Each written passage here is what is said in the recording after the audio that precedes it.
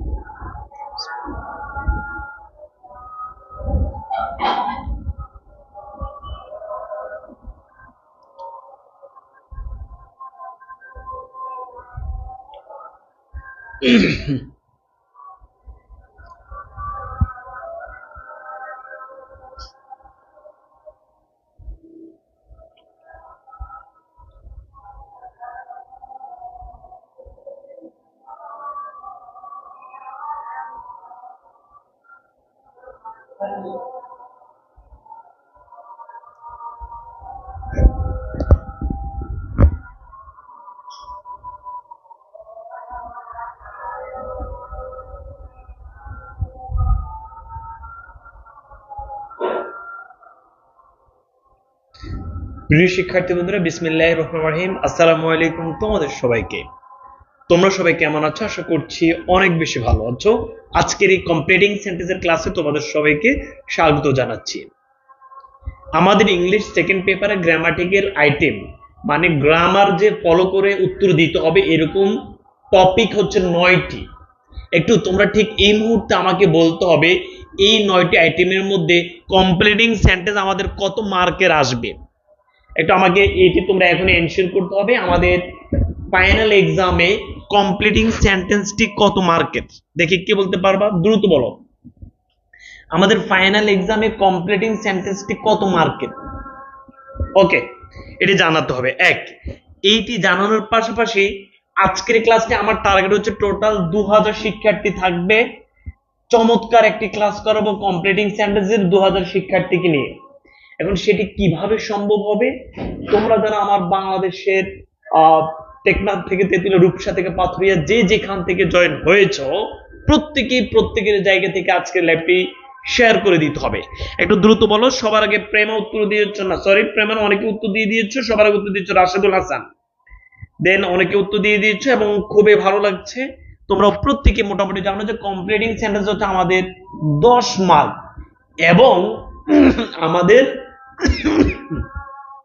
English second পেপারে যে grammatical item গুলো আছে এই আইটেম গুলোর মধ্যে সবচেয়ে বেশি মার্ক কিন্তু কমপ্লিটিং সেন্টেন্স। আর হ্যাঁ, তোমার এই কমপ্লিটিং সেন্টেন্সের 10 মার্কের যে আছে, সো তুমি একটু চিন্তা ভাবনা করো তো। আমি আমার পেইড ব্যাচের শিক্ষার্থীদেরকে বলে দিয়েছি যে তোমাদেরকে এ প্লাস যদি পেতে হয় ইংলিশ সেকেন্ড পেপারে তোমাকে মোটামুটি 60-এর মধ্যে কত পেতে হবে? 55 প্লাস পেতে হবে। তুমি 50 ইনশাআল্লাহ পেয়ে যাবা। 60-এর মধ্যে যদি তুমি ইংলিশ সেকেন্ড পেপারে 50 পাও, ওইদিকে রাইটিং এ 40-এর মধ্যে তুমি মোটামুটি কিন্তু 30 পেয়ে যাবে, 80 হয়ে গেছে। কিন্তু তোমার টার্গেট থাকবে ইংলিশ সেকেন্ড পেপারের সর্বোচ্চ 84, 85, 86, 87। এই মার্ক গুলো তুমি অর্জন করবে সেকেন্ড পেপারে 87, 86, 85। তাহলে তুমি ইংলিশ ফার্স্ট পেপারে 1-2 মার্ক কম হলে সমস্যা নেই, তোমার এ প্লাস এসে যাবে। বুঝাতে পেরেছি? এবং আমি সেই দিকে এসে তোমাদেরকে ফার্স্ট পেপারের প্যাসেজ 20টা প্যাসেজ ফার্স্ট পেপারের with clue, without clue, rearrange অনেকগুলো প্র্যাকটিস করাবো। সো তোমরা যারা এখনো ইংলিশ নিয়ে সিরিয়াস হওনি, আমি তোমাদের সবাইকে রিকোয়েস্ট করব একটু সিরিয়াস হয়ে যাও ভাই।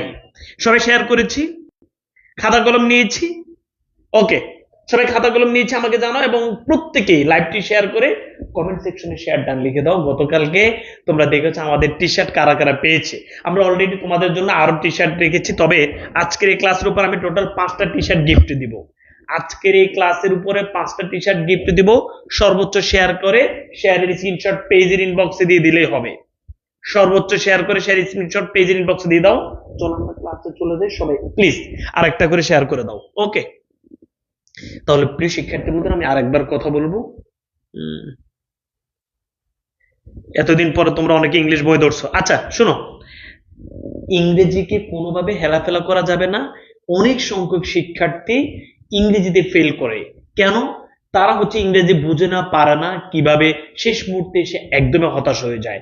যেমন তুমি দেখবা গত 23 বছরে যারা পরীক্ষা দিয়েছে এদের মধ্যে 1,90,000 শিক্ষার্থী ইংরেজিতে ফেল করেছে। 24 সালে যারা দিয়েছে এদের মধ্যে প্রায় 4 লক্ষের মতো ইংরেজিতে ফেল করেছে। তোমরা যারা আছো আমি জানি না তোমাদের কেমন হবে, আল্লাহ ভালো জানেন। সেক্ষেত্রে তোমরা অনেকেই ঠিক এই মুহূর্তে হতাশ হয়ে আছো।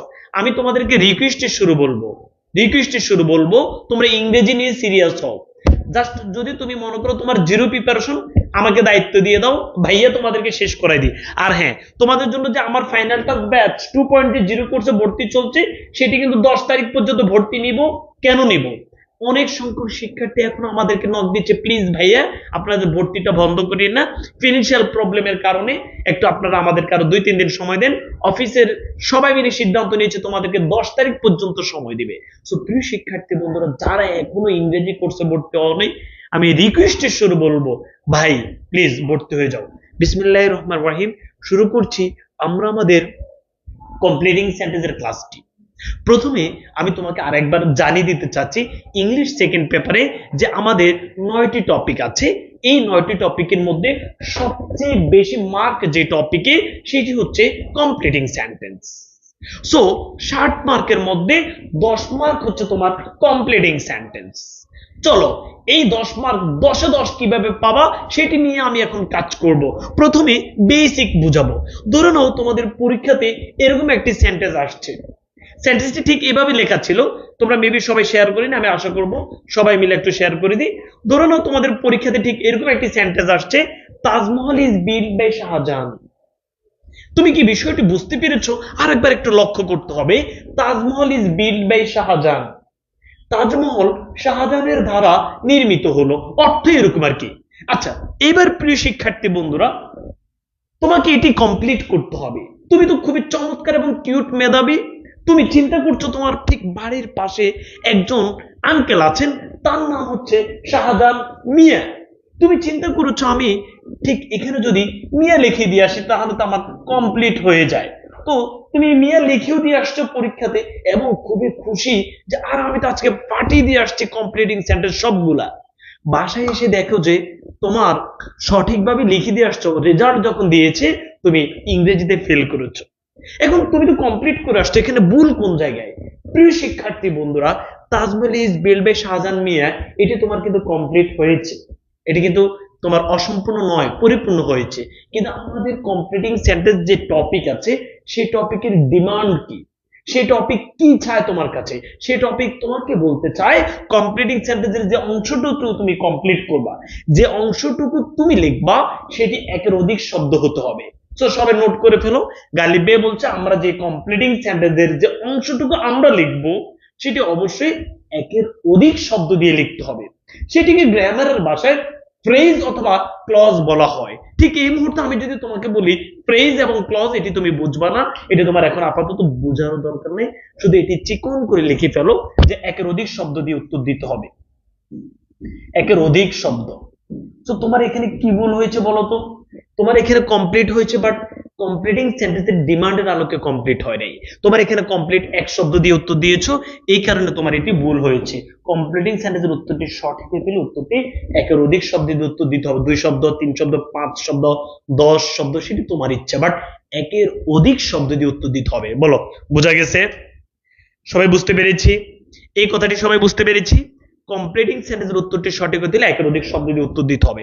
চলো প্রিয় শিক্ষার্থী বন্ধুরা, আমি আরেকবার জানিয়ে দিতে চাচ্ছি, আমি তোমাদেরকে মাত্র 10 টেকনিকের মাধ্যমে পুরো কমপ্লিটিং সেন্টেন্সটি কমপ্লিট করে দিব। সবাই খাতা কলম নিয়ে রেডি? খাতা মাথা রেডি? আচ্ছা, এবার সবাই সুন্দর করে লিখে ফেলি। বিসমিল্লাহ পড়ো সবাই, সবাই বিসমিল্লাহ পড়ো। বিসমিল্লাহির রহমানির রহিম। আচ্ছা, এবার আমরা যেটি দেখবো সেটি হচ্ছে টেকনিক 1। সবাই একটু লিখে ফেলি ভাইয়া, টেকনিক 1।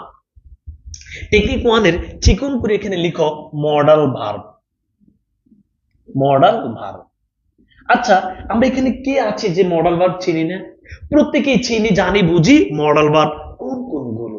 আচ্ছা, মডাল ভার্ব গুলো হচ্ছে এই যে ভাইয়া can, could, use to, would, may, might, should, must, had better, আরো আছে, আর তেমন লাগবে না বিধে আমি এখানে লিখি নেই।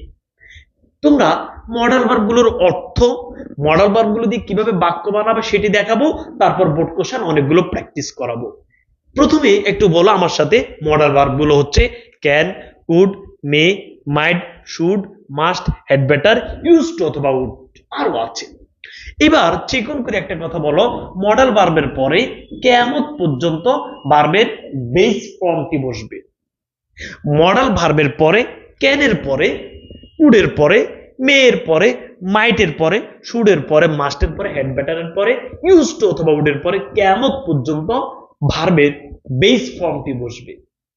এটি যেহেতু তুমি বুঝতে পেরেছো, এবার এগুলোর অর্থ শিখবো, তারপর বাক্য বানানো শিখবো। আমার সাথে একটু বলো ভাইয়া, কেন অর্থ পারা। যে কথা বলবা না আমার সাথে, আমি যেভাবে বলি ঠিক সেভাবে বলবা, না বললে কান ধরে ক্লাস থেকে বের করে দেবো। বলো ভাইয়া, কেন অর্থ পারা। পারাপারি যেখানে, কেন হবে সেখানে। হয়নি, সবে একসাথে বলতে হবে, তোমাদের আওয়াজ খুব কম হয়েছে, আবার বলতে হবে। কেন অর্থ পারা, পারাপারি যেখানে, কেন হবে সেখানে। কুড অর্থ পারত, হয়নি সবে, কুড অর্থ পারত, পারত যেখানে, কুড হবে সেখানে। মেয়ে অর্থ হয়তো পারা, হয়তো পারা যেখানে, মেয়ে হবে সেখানে। মাইট অর্থ হয়তো পারবে, হয়তো পারবে যেখানে, মাইট হবে সেখানে। শুড অর্থ উচিত, উচিত যেখানে, শুড হবে সেখানে। মাস্ট অবশ্যই, অবশ্যই যেখানে, মাস্ট হবে সেখানে।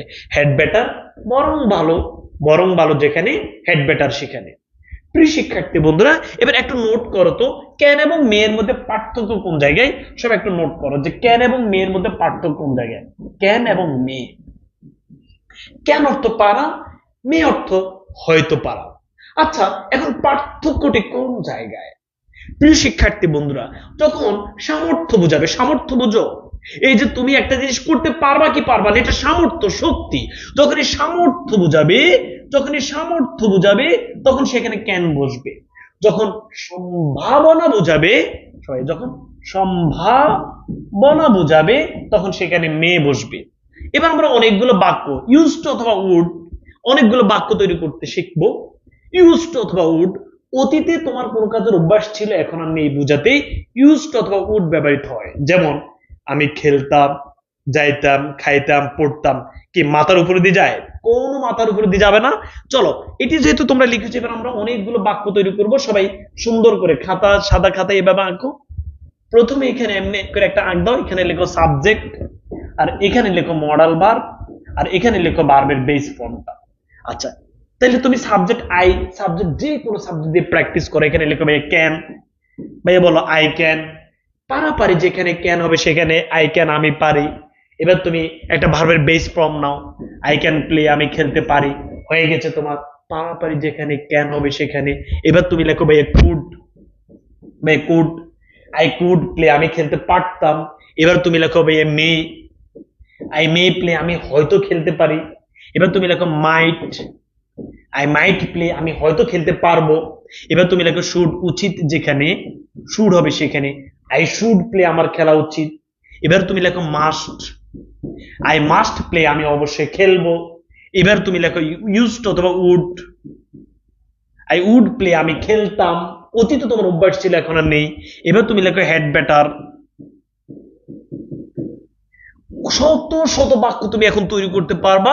এখানে শুধু সাবজেক্ট চেঞ্জ করবা, এখানে ভার্বের বেস ফর্মটা চেঞ্জ করবা। তাহলে এসব আমার সাথে এখন বলো, বলো ক্যান অর্থ পারা, পারাপারি যেখানে ক্যান হবে সেখানে। কুড অর্থ পারত, পারত যেখানে কুড হবে সেখানে। মেয়ে অর্থ হয়তো পারা, হয়তো পারা যেখানে মেয়ে হবে সেখানে। মাইট অর্থ হয়তো পারবে, হয়তো পারবে যেখানে মাইট হবে সেখানে। শুড অর্থ উচিত, উচিত যেখানে শুড হবে সেখানে। মাস্ট অর্থ অবশ্যই, অবশ্যই যেখানে মাস্ট হবে সেখানে।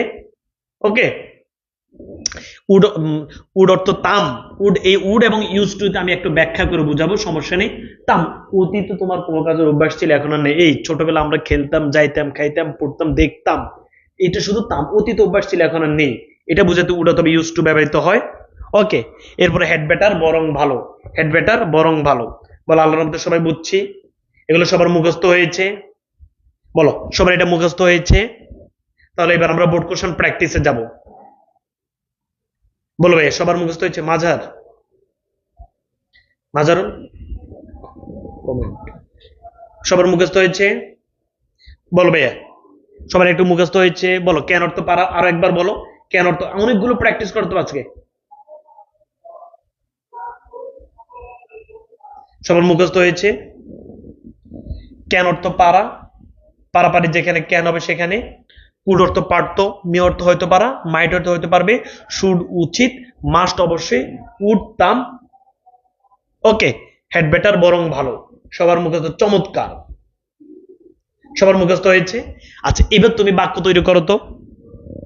এবার আমি যদি তোমাকে বলি আমার যাওয়া উচিত, এটার ইংরেজি করো, বলো আমার, ভাইয়া আমার যাওয়া উচিত।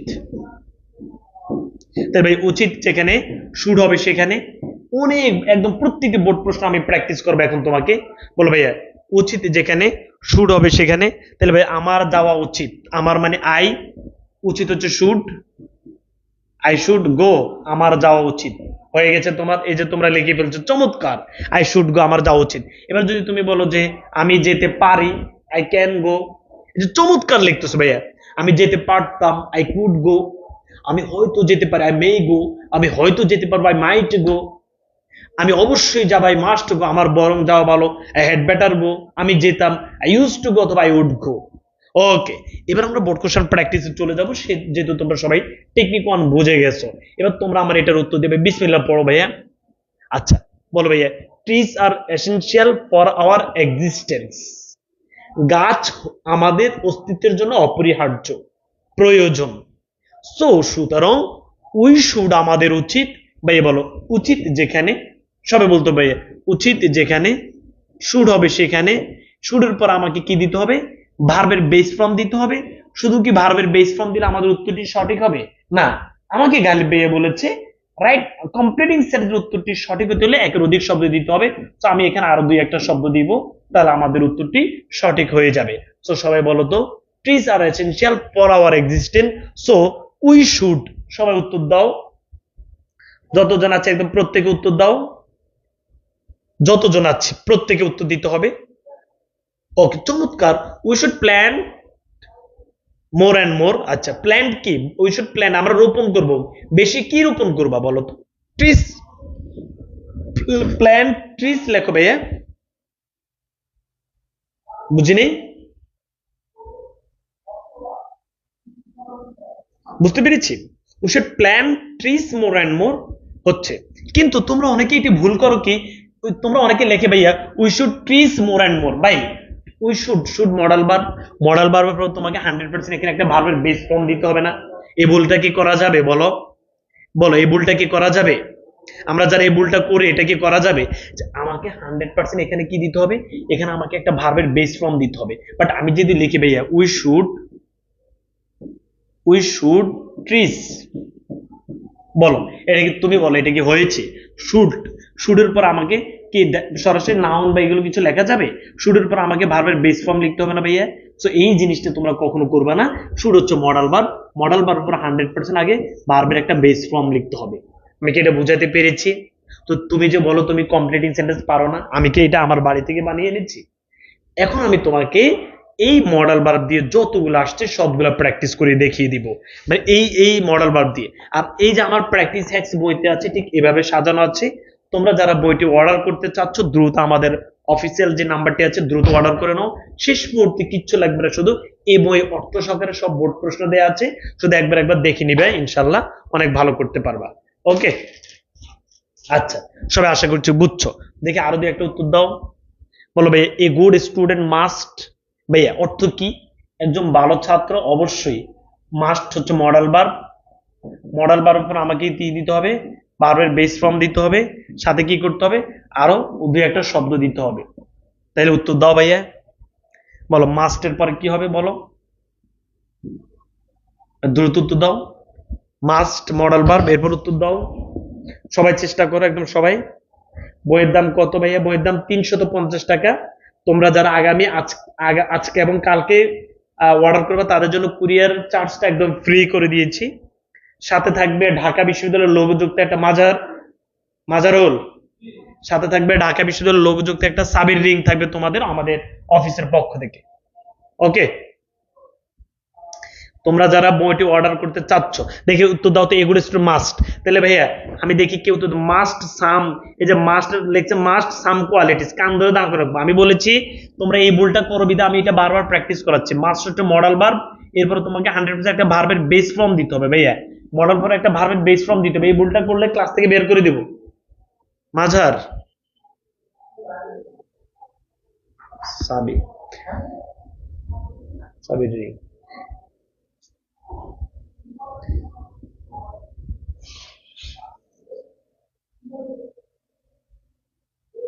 আচ্ছা ঠিক আছে, তোমাদের আগামী আজকে এবং আগামী কালকে 2 দিন সময় দিলাম, বা 10 তারিখ পর্যন্ত সময় দিলাম। তোমরা যারা বই অর্ডার করবে সাথে এরকম আমাদের এই যে ঢাকা ইউনিভার্সিটি এবং পড়ো লোকযুক্ত একটা সাবহেডিং তোমাদের তোমাদের জন্য গিফট থাকবে। ঠিক আছে, ওকে, সবাই কি বুঝছি? তাহলে ভাইয়া কি বলেছি, এ গুড স্টুডেন্ট মাস্ট, একজন ছাত্র অবশ্যই, তোমরা দেখি ভাই কি লিখেছো, মাস্ট স্টাডি হার্ড। এবার হচ্ছে মাস্ট রিড বুকস, এবার হচ্ছে মাস্ট রিড রেগুলারলি। এবার হচ্ছে ভাই তোমরা এই যে ভাই খেয়াল করো, এখানে তুমি যদি লেখো মাস্ট, মাস্ট সাম কোয়ালিটিস, কি কি কি লিখছো, তোমাকে তো একটা ভার্বের বেস ফর্ম দিতে হবে, must be, a good student must be good result তো মিলবে না ভাইয়া। মাস্টের পর কেউ লিখেছো বি, তাহলে বি ভার্বের বেস ফর্ম ঠিক আছে। রিড, রিড ভার্বের বেস ফর্ম ঠিক আছে। স্টাডি, স্টাডি ভার্বের বেস ফর্ম ঠিক আছে।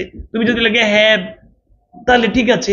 তাহলে প্রিয় শিক্ষার্থী বন্ধু, এই বিষয়গুলো আমাদেরকে বুঝতে হবে যে এরপরে তো তুমি অর্থ মিলিয়ে আরো দুই একটা শব্দ দিতে হবে, সেটি তো তোমাকে পারতে হবে, পারতে হবে। জাস্ট ভাই তোমাকে টেকনিক দেখিয়ে দিচ্ছি, এবং আমি এই জায়গায় দায়িত্বের সাথে আমি তোমাকে বলতে পারি যে আমি তোমাকে 10টা টেকনিক দিব, এমন কোনো বোর্ড প্রশ্ন নাই, এমন কোনো ক্যাডেট কলেজ টেস্ট পেপার পড়ে আমার সাথে আমার ক্লাস করে টেস্ট পেপার পড়ে ক্যাডেট কলেজ সহ যত কলেজগুলো আছে প্র্যাকটিস করে দিন, আমাকে জানাবা। যে কোনো বোর্ডে আমার টেকনিক থেকে 7টা 8টা 9টা পাবাই।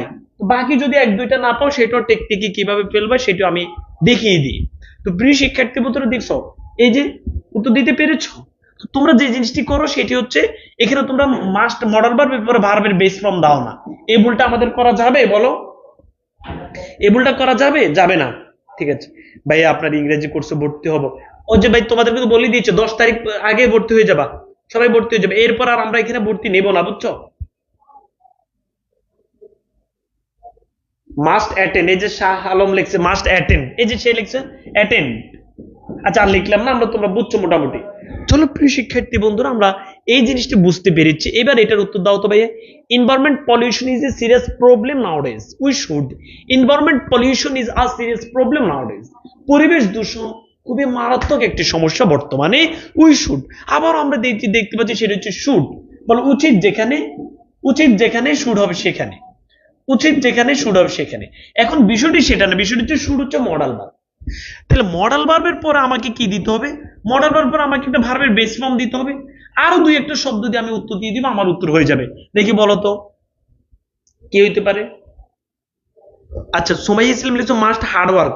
সুমাইয়া তুমি হার্ড তো ভার্ব না ভাইয়া, সুমাইয়া তুমি লিখছো যে a good student must hard work, তো তুমি মাস্টের পরে হার্ড দেওয়া যাবে না তো ভাইয়া। মাস্ট হার্ড, হার্ড হচ্ছে অ্যাডজেক্টিভ, বুঝোনি তোমাকে, মাস্টের পরে তোমাকে আগে ভার্বের একটা বেস ফর্ম দিতে হবে। এই জিনিসটি আমি তোমাকে যতবার বলো ততবার বুঝাবো, কারণ তোমরা প্রায় শিক্ষার্থী এই জিনিসটি ভুল করো যাদের বেসিকে প্রবলেম। আমি তো তোমাকে মডাল ভার্ব পড়াইছি, এরপর বলছি কেমন পর্যন্ত তোমাকে সেখানে আগে ভার্বের বেস ফর্ম দিতে হবে, হার্ড অ্যাডজেক্টিভ, বুঝতে পেরেছো ভাইয়া?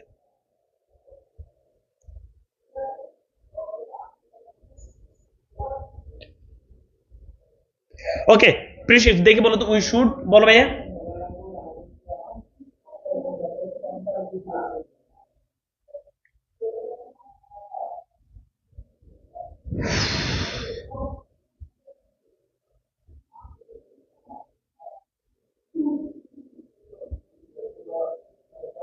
আচ্ছা এই যে তোমাদের হচ্ছে আলহামদুলিল্লাহ, উই শুড, আচ্ছা ভাইয়া উই শুড, তাহলে শুড হচ্ছে উচিত, এরপর তোমাকে কি দিতে হবে?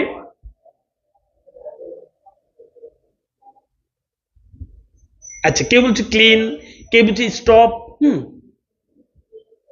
আচ্ছা ক্লিন, স্টপ, হ্যাঁ, এরপর কি মানে তুমি ভার্ব লেখো, ভার্ব লেখো।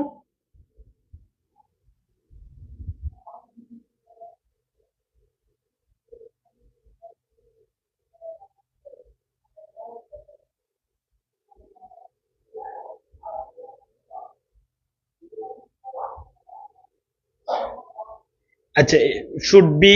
আচ্ছা, এরপরে যে এই বি, বি কিন্তু ভার্বের বেস ফর্ম, বুঝছো? বি হওয়া অর্থে ব্যবহৃত হয়।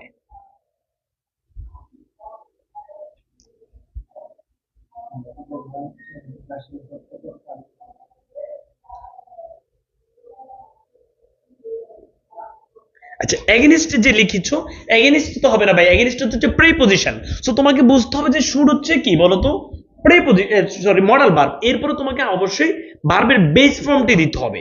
বুঝতে পেরেছো? আচ্ছা, আবার তোমরা অনেকে লিখো কি বি স্টপ। এই বি স্টপ লিখলে কি হবে জানো ভাইয়া? বি স্টপ, দেখছো তোমাদের কি ভুলটা করতেছো ভাই। বি হচ্ছে ভার্বের বেস ফর্ম, আবার স্টপও ভার্ব। তাহলে কি তোমার এটা হবে বলো আমাকে? ভাই বলো, এটা কি হবে? বলো ভাই, হবে? প্রোটেক্ট, চমৎকার। আচ্ছা, তুমি যদি লেখো ভাই বি স্টপ, একটু বুঝতে হবে আমি কেন তোমাদের সাথে এতবার চিল্লাচ্ছি। ভাই শোনো, বি হচ্ছে ভার্বের বেস ফর্ম, বি হ অর্থে ব্যবহৃত হয়, বি হ অর্থে ব্যবহৃত হয়, আবার স্টপ ও ভার্ব। তাহলে ভাই স্টপ মানে থামানো, তাহলে তুমি বলো, তুমি যদি লেখো বি স্টপ, তাহলে কি এটা হয়েছে বলো তো? তুমি যে কোনো একটা ভার্ব ব্যবহার করবা, দুইটা তো ব্যবহার করা যাবে না। বুঝছো ভাই? আচ্ছা, তাহলে এই জিনিসগুলো এবার আমি তোমাদের বলি। জিহান বলছো ইংরেজিতে এ প্লাস পাইছো ক্লাস করে, থ্যাংক ইউ, আলহামদুলিল্লাহ ভাইয়া। আমি আশা করবো তোমরা আর একটু সিরিয়াস হও। আহ,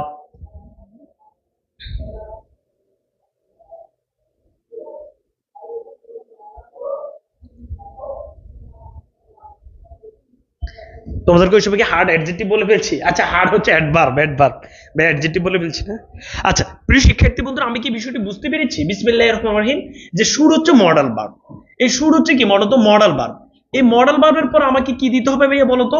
শুড মডাল ভার্বের পর আমাকে ভার্বের একটা বেস ফর্ম দিতে হবে, আর দুই একটা শব্দ দিতে হবে। তো তোমরা লিখছো উই শুড, কে লিখছো উই শুড টেক, কে লিখছো উই শুড স্টপ, কে লিখছো উই শুড মানে উই শুড সলভ। এক একজন এক একটা লিখেছো। কেউ লিখছে উই শুড বি কেয়ারফুল, চমৎকার।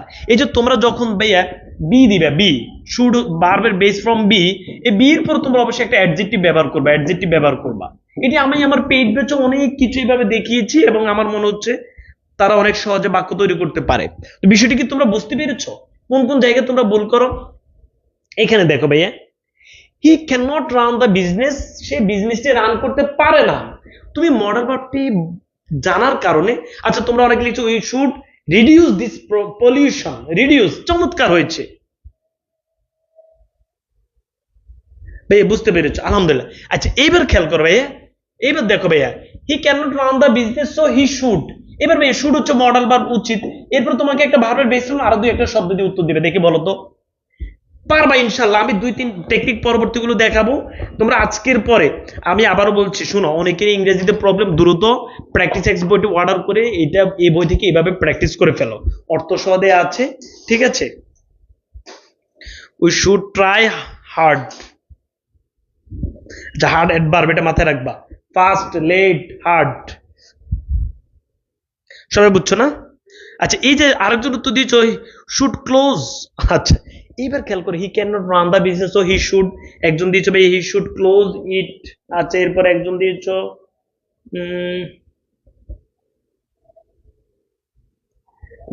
জাকির ইসলাম, জাকির বলছো তুমি কিছুই পারো না, কোনো টেনশন নেই, বাংলা ক্লাস কি আপনি করবেন? হ্যাঁ, বাংলা ক্লাস আমি করাবো।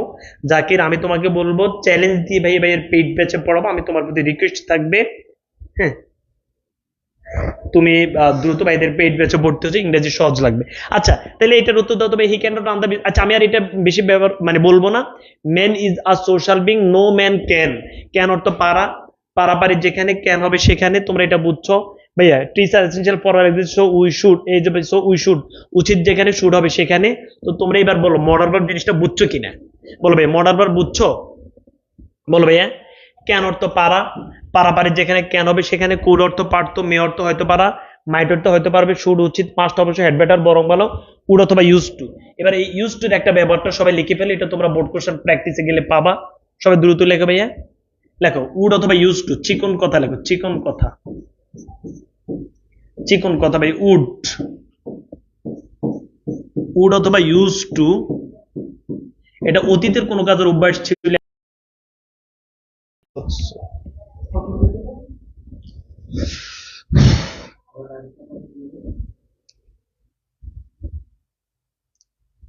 আচ্ছা আচ্ছা মেবি আমরা নেটে প্রবলেমে ছিলাম, আমি আবার বলি, তোমরা একটু খেয়াল করো। বিসমিল্লাহ পড়ো ভাইয়া। উড অথবা ইউজ টু, সবাই একটু লিখে ফেলবে ভাইয়া। উড অথবা ইউজ টু। আচ্ছা কিভাবে ভর্তি হবা? 013078385501 এই নাম্বারে যোগাযোগ করে দ্রুত ভর্তি হয়ে যাও, যারা যারা এখনো হয়নি। ভাইয়া সবাই লিখো তো ভাইয়া। উড অথবা ইউজ টু, অতীতে কোনো কাজের অভ্যাস ছিল এখন আর নেই বুঝাতে উড অথবা ইউজ টু ব্যবহৃত হয়। অতীতে কোনো কাজের অভ্যাস ছিল এখন আর নেই বুঝাতে উড অথবা ইউজ টু ব্যবহৃত হয়।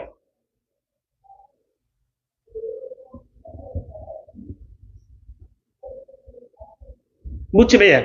অতীতে কোনো কাজের অভ্যাস ছিল এখন আর নেই বুঝাতে উড অথবা ইউজ টু ব্যবহৃত হয়। ওকে ভাইয়া, শুধু শুধু ইউজ টুর পরে ভাইয়া খেয়াল করো এবার এই যে চিকন কথা যেতে বল। আচ্ছা উড অথবা ইউজ টু, তুমি বাংলা বিষয়টা বুঝছো? আমি যাইতাম, খাইতাম, পড়তাম, দেখতাম, বলতাম, সে যাইতো, মা রান্না করতো, বাবা আসতো। এই যে অতীতের অভ্যাস ছিল এখন আর নেই, এই জিনিসটি বুঝাতে উড অথবা ইউজ টু ব্যবহৃত হয়, যেটার বাংলা অর্থের সাথে তাম হবে। তাম তাম তো, করতো, খাইতো, যাইতো, এইভাবে। তো শুধু ইউজ টু যখন দেখবা, সাবজেক্টের পর শুধু ইউজ টু হলে সেখানে ভার্বের বেস ফর্ম হবে মডাল ভার্ব। কিন্তু ইউজ টুর আগে যদি বি ভার্ব দেখো তাহলে পরের ভার্বটার সাথে হবে আইএনজি। যেমন ভাই খেয়াল করো, I use to go, but I am use to কি হবে বলো ভাই, বলো। I use to go, I am use to কি হবে?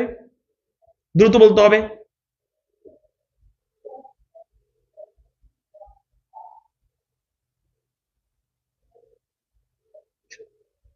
সবাই সব দ্রুত বলতে হবে ভাইয়া। তোমরা আমি যেটা দেখতে পাচ্ছি আসলে কমেন্ট বক্স যখন পড়ি তখন খুবই কষ্ট পাই, যে অনেকে বলতেছে ভাইয়া যে কিছুই পারি না। তখন তোমাদেরকে তো ভাইয়া বলছি ভাইয়া, তোমাদেরকে তো ভাইয়া বলছি, আমি চ্যালেঞ্জ দিয়ে তোমাদেরকে প্রত্যেকটি টপিক আল্লাহর রহমতে বুঝিয়ে দিব। সো এখনো বসে থাকলে তোমরা কি করবা বলো? দ্রুত এই নাম্বারে যোগাযোগ করে 999 টাকা দিয়ে আজকে দ্রুত ভর্তি হয়ে যাও। ভাইয়া বলো, I use to go, I am use to going, এটা আগে লিখে ফেলো। এবার লিখে আমার সাথে 3-4 বার চিল্লে চিল্লে বলো। বলো শুধু ইউজ টুর পর হবে ভার্বের বেস ফর্ম। ইউজ টুর আগে যদি বি ভার্ব থাকে, বি ভার্ব ইউজ টুর পর হবে ভার্বের সাথে আইএনজি। তোমাদের দুইটাই বোর্ড কোশ্চেন আসছে, দুইভাবে আসছে। বলো ভাইয়া, শুধু ইউজ টুর পর হবে ভার্বের base form, B verb use টুর পর হবে ভার্বের সাথে আইএনজি। এবার আমি দিই, তোমরা উত্তর দাও। বলো ভাইয়া, হি ইউজ টু, দেখে এটার উত্তর দাও। হুম,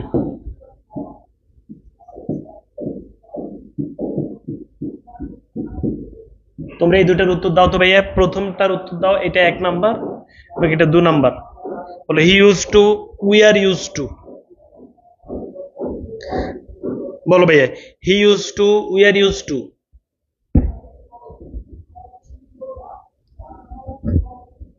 সবাই বলো ভাইয়া। এখানে হচ্ছে শুধু ইউজ টু আছে, শুধু ইউজ টুর পরে কি হবে? শুধু ইউজ টুর পরে ভার্বের বেস ফর্ম হবে, আরো দুই একটা শব্দ দিয়ে আমরা উত্তর দিব। এখানে হচ্ছে B verb use to, B verb use টুর পরে হবে ভার্বের সাথে আইএনজি, আরো দুই একটা শব্দ দিয়ে আমরা উত্তর দিব। আল্লাহর রহমতে বিষয়টি কি ক্লিয়ার?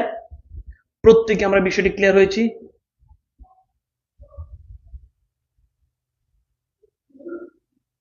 সব আলহামদুলিল্লাহ সবাই বুঝতে পেরেছো ভাইয়া। He use to play football, ধরে নাও তোমরা লিখছো সে ফুটবল খেলতো।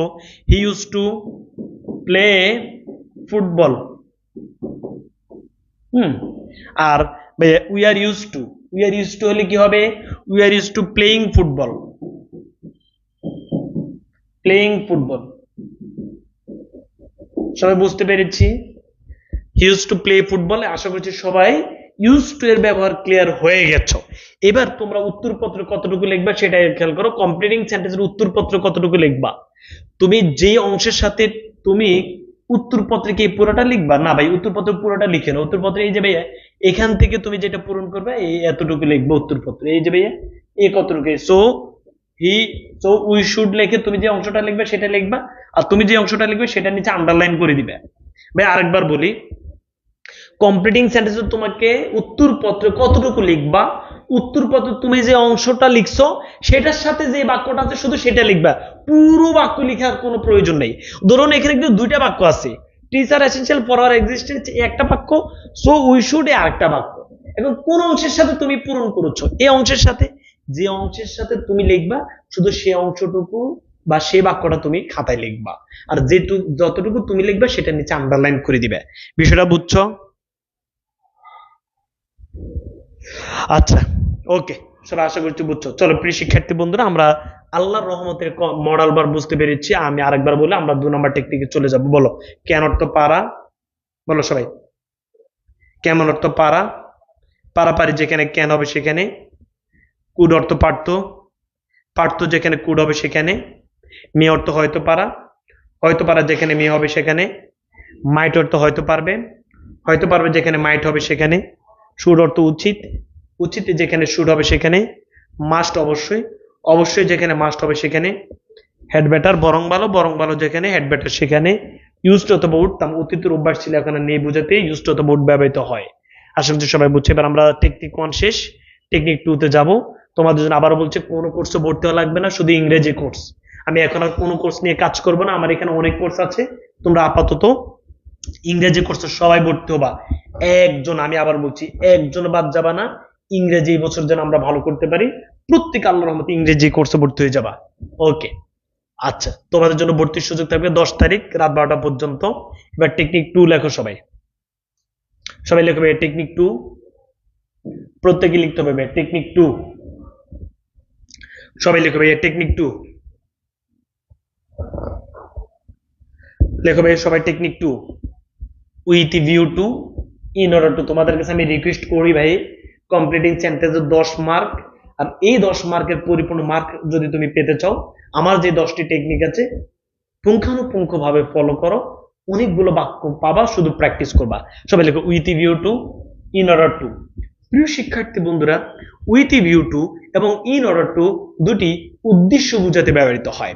আবারও বলছি, উইথ ভিউ টু এবং ইন অর্ডার টু দুটি উদ্দেশ্য বোঝাতে ব্যবহৃত হয়, লিখে ফেলো। মজার ব্যাপার হচ্ছে উইথ ভিউ টুর পরে যে ভার্ব হবে তার সাথে হবে আইএনজি, আর ইন অর্ডার টুর পরে হবে ভার্বের বেস ফর্ম। শেষ। মুখস্থ, মুখস্থ সবার। উইথ ভিউ টু এবং ইন অর্ডার টু দুটি উদ্দেশ্য বোঝাতে ব্যবহৃত হয়। উইথ ভিউ টুর পরে যে ভার্ব হবে তার সাথে হবে আইএনজি, আর ইন অর্ডার টুর পরে যে ভার্ব হবে তার সাথে হবে ভার্বের বেস ফর্মটি। সবাই 5 বার বলে এটা বল। উইথ ভিউ টু এবং ইন অর্ডার টু দুটি উদ্দেশ্য বোঝাতে ব্যবহৃত হয়। উইথ ভিউ টুর পর হবে ভার্বের সাথে আইএনজি, আর ইন অর্ডার টুর পর হবে ভার্বের বেস ফর্ম। সবাই দ্রুত লিখি। আচ্ছা, এবার প্রিয় শিক্ষার্থী বন্ধুরা একটু খেয়াল করো, দেখি তোমরা এটা পূরণ করো। সবাই এটা পূরণ করবা। বল I am going to market অর্থ কি? I am going to market, আমি মার্কেটের দিকে যাচ্ছি উইথ ভিউ টু উদ্দেশ্যে, উদ্দেশ্যে। I am going to field in order to, আমি মাঠের দিকে যাচ্ছি উদ্দেশ্যে। তাহলে ভাইয়া দুইটাই বুঝতে পেরেছো। এবার উইথ ভিউ টু আমি যেখানেই দেখবো, বুঝো সুন্দর করে, উইথ ভিউ টু আমি যেখানেই দেখবো, উইথ ভিউ টুর পরের ভার্বের সাথে আমাকে 100% আইএনজি দিতে হবে। ইন অর্ডার টু আমি যেখানে দেখবো সেখানে ভার্বের বেস ফর্ম দিতে হবে। সো ভাইয়া তোমরা পূরণ করো।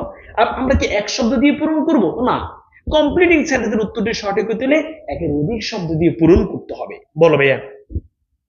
চমৎকার, তোমরা বলতেছো I am going to market with view two. এবার তোমরা আমাকে পুরোপুরি বিশ্বাস করা লাগবে না, তোমরা আজকে বোর্ড কোশ্চেন যাবা, বোর্ড কোশ্চেনে গিয়ে দেখবা যে উইথ ভিউ টু এবং ইন অর্ডার টু দিয়ে কেমন প্রশ্ন আসছে বা প্রশ্নের সংখ্যা কেমন, একটু দেখো, দেখবা যে আর চমৎকার অনেকগুলো প্রশ্ন আসছে with view two in order to দিয়ে। সো এই 10টি টেকনিক যে আমি পড়াবো, এই 10টি টেকনিক পরিপূর্ণভাবে শেষ করতে পারলে বলছি কম্পিটিটর দিয়ে 7, 8, 9 পাবাই পাবা।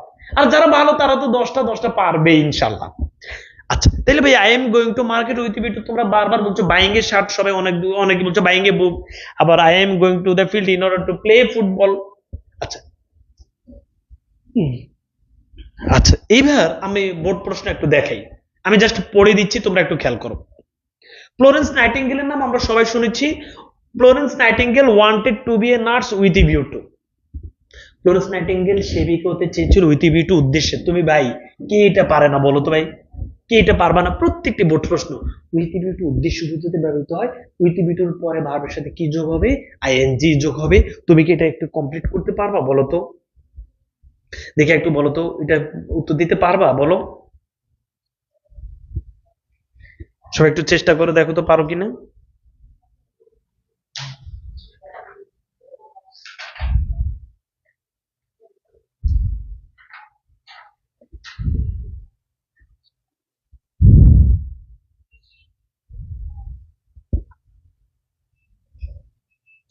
একটু দ্রুত করতে হবে, আমরা পারি কিনা দেখি।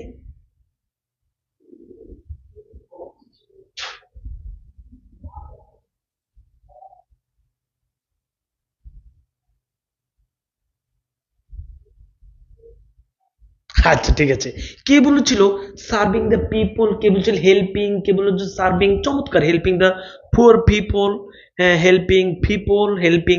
আচ্ছা, বিষয় হচ্ছে তোমরা বুঝছো, এটি হচ্ছে আমার কাছে সবচেয়ে ভালো লাগার কাজ, যে ভাইয়া উইথিবিটু উদ্দেশ্য বোঝাতে ব্যবহৃত হয়। উইথিবিটুর পরে তোমাকে কি দিতে হবে, ভার্বের সাথে আইএনজি দিতে হবে। এখন তুমি খেয়াল করো, একজন সেবিকা হতে চেয়েছিল মানুষকে সেবা করার উদ্দেশ্যে, শেষ, এই তো। তাহলে তুমি বলছো ভাইয়া গরিব লোককে সেবা করার উদ্দেশ্যে উইথিবিটু সার্ভিং দ্য পুয়ার পিপল। এবার তুমি তোমার মতো করে অনেক স্টাইলে লিখবা, সেটা কোনো বিষয় না। আচ্ছা, তো এই জিনিসটি বুঝছি কিনা বলো, উইথ ভিউ টু উদ্দেশ্য বোঝাতে ব্যবহৃত হয়। এই জিনিসটা আজকের ক্লাসটা করার পর যে বুঝবে না, বলো তার কি আর পড়াশোনা করার দরকার আছে? মানে আমি বোঝানোর ক্ষেত্রে কোনো কমতি আছে? মানে সে না বুঝার কি আছে বলো? যে প্রথম কথা হচ্ছে উইথ ভিউ টু উদ্দেশ্য বোঝাবে, অর্থটা হচ্ছে উদ্দেশ্য। দ্বিতীয় কথা হচ্ছে উইথ ভিউ টু ঠিক যেই জায়গায় থাকবে সেই জায়গায় আমরা ভার্বের সাথে আইএনজি দিব। এটা কে পারবে না বলো?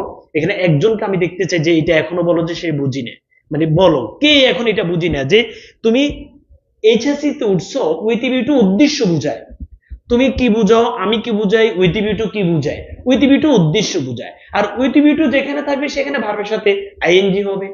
এটা তুমি যদি না বুঝো আমি বলার পরও, বলো তুমি বলো আমি কিভাবে বললে তুমি বুঝবা, বলো তো। বুঝা গেছে ভাই, বুঝা গেছে?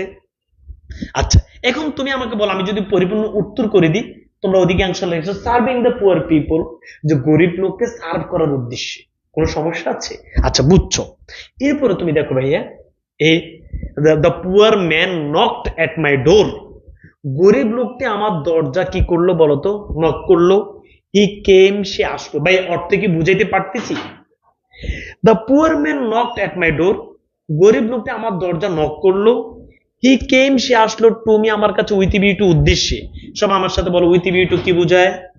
বলো উইথ ভিউ টু কি বোঝায়? উদ্দেশ্য বোঝায়। উইথ ভিউ টুর পরে তোমাকে কি দিতে হবে?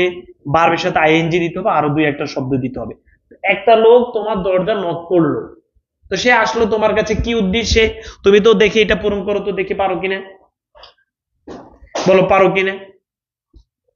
যে বলবে, একজন যদি বলো যে ক্লাসে ভাইয়া এই জিনিসটা বুঝি নেই, তুমি আস্তে সম্মানের সহিত আস্তে চলে যাও, তোমাকে এখানে পোলাপান অপমান করে দিবে। মানে এই তুমি উত্তর দিতে পারো না পর সেটা ভিন্ন বিষয়, কিন্তু তুমি এই জিনিসটা যদি বলো যে ভাই এটা বুঝি নেই, তাহলে কি হবে বলো?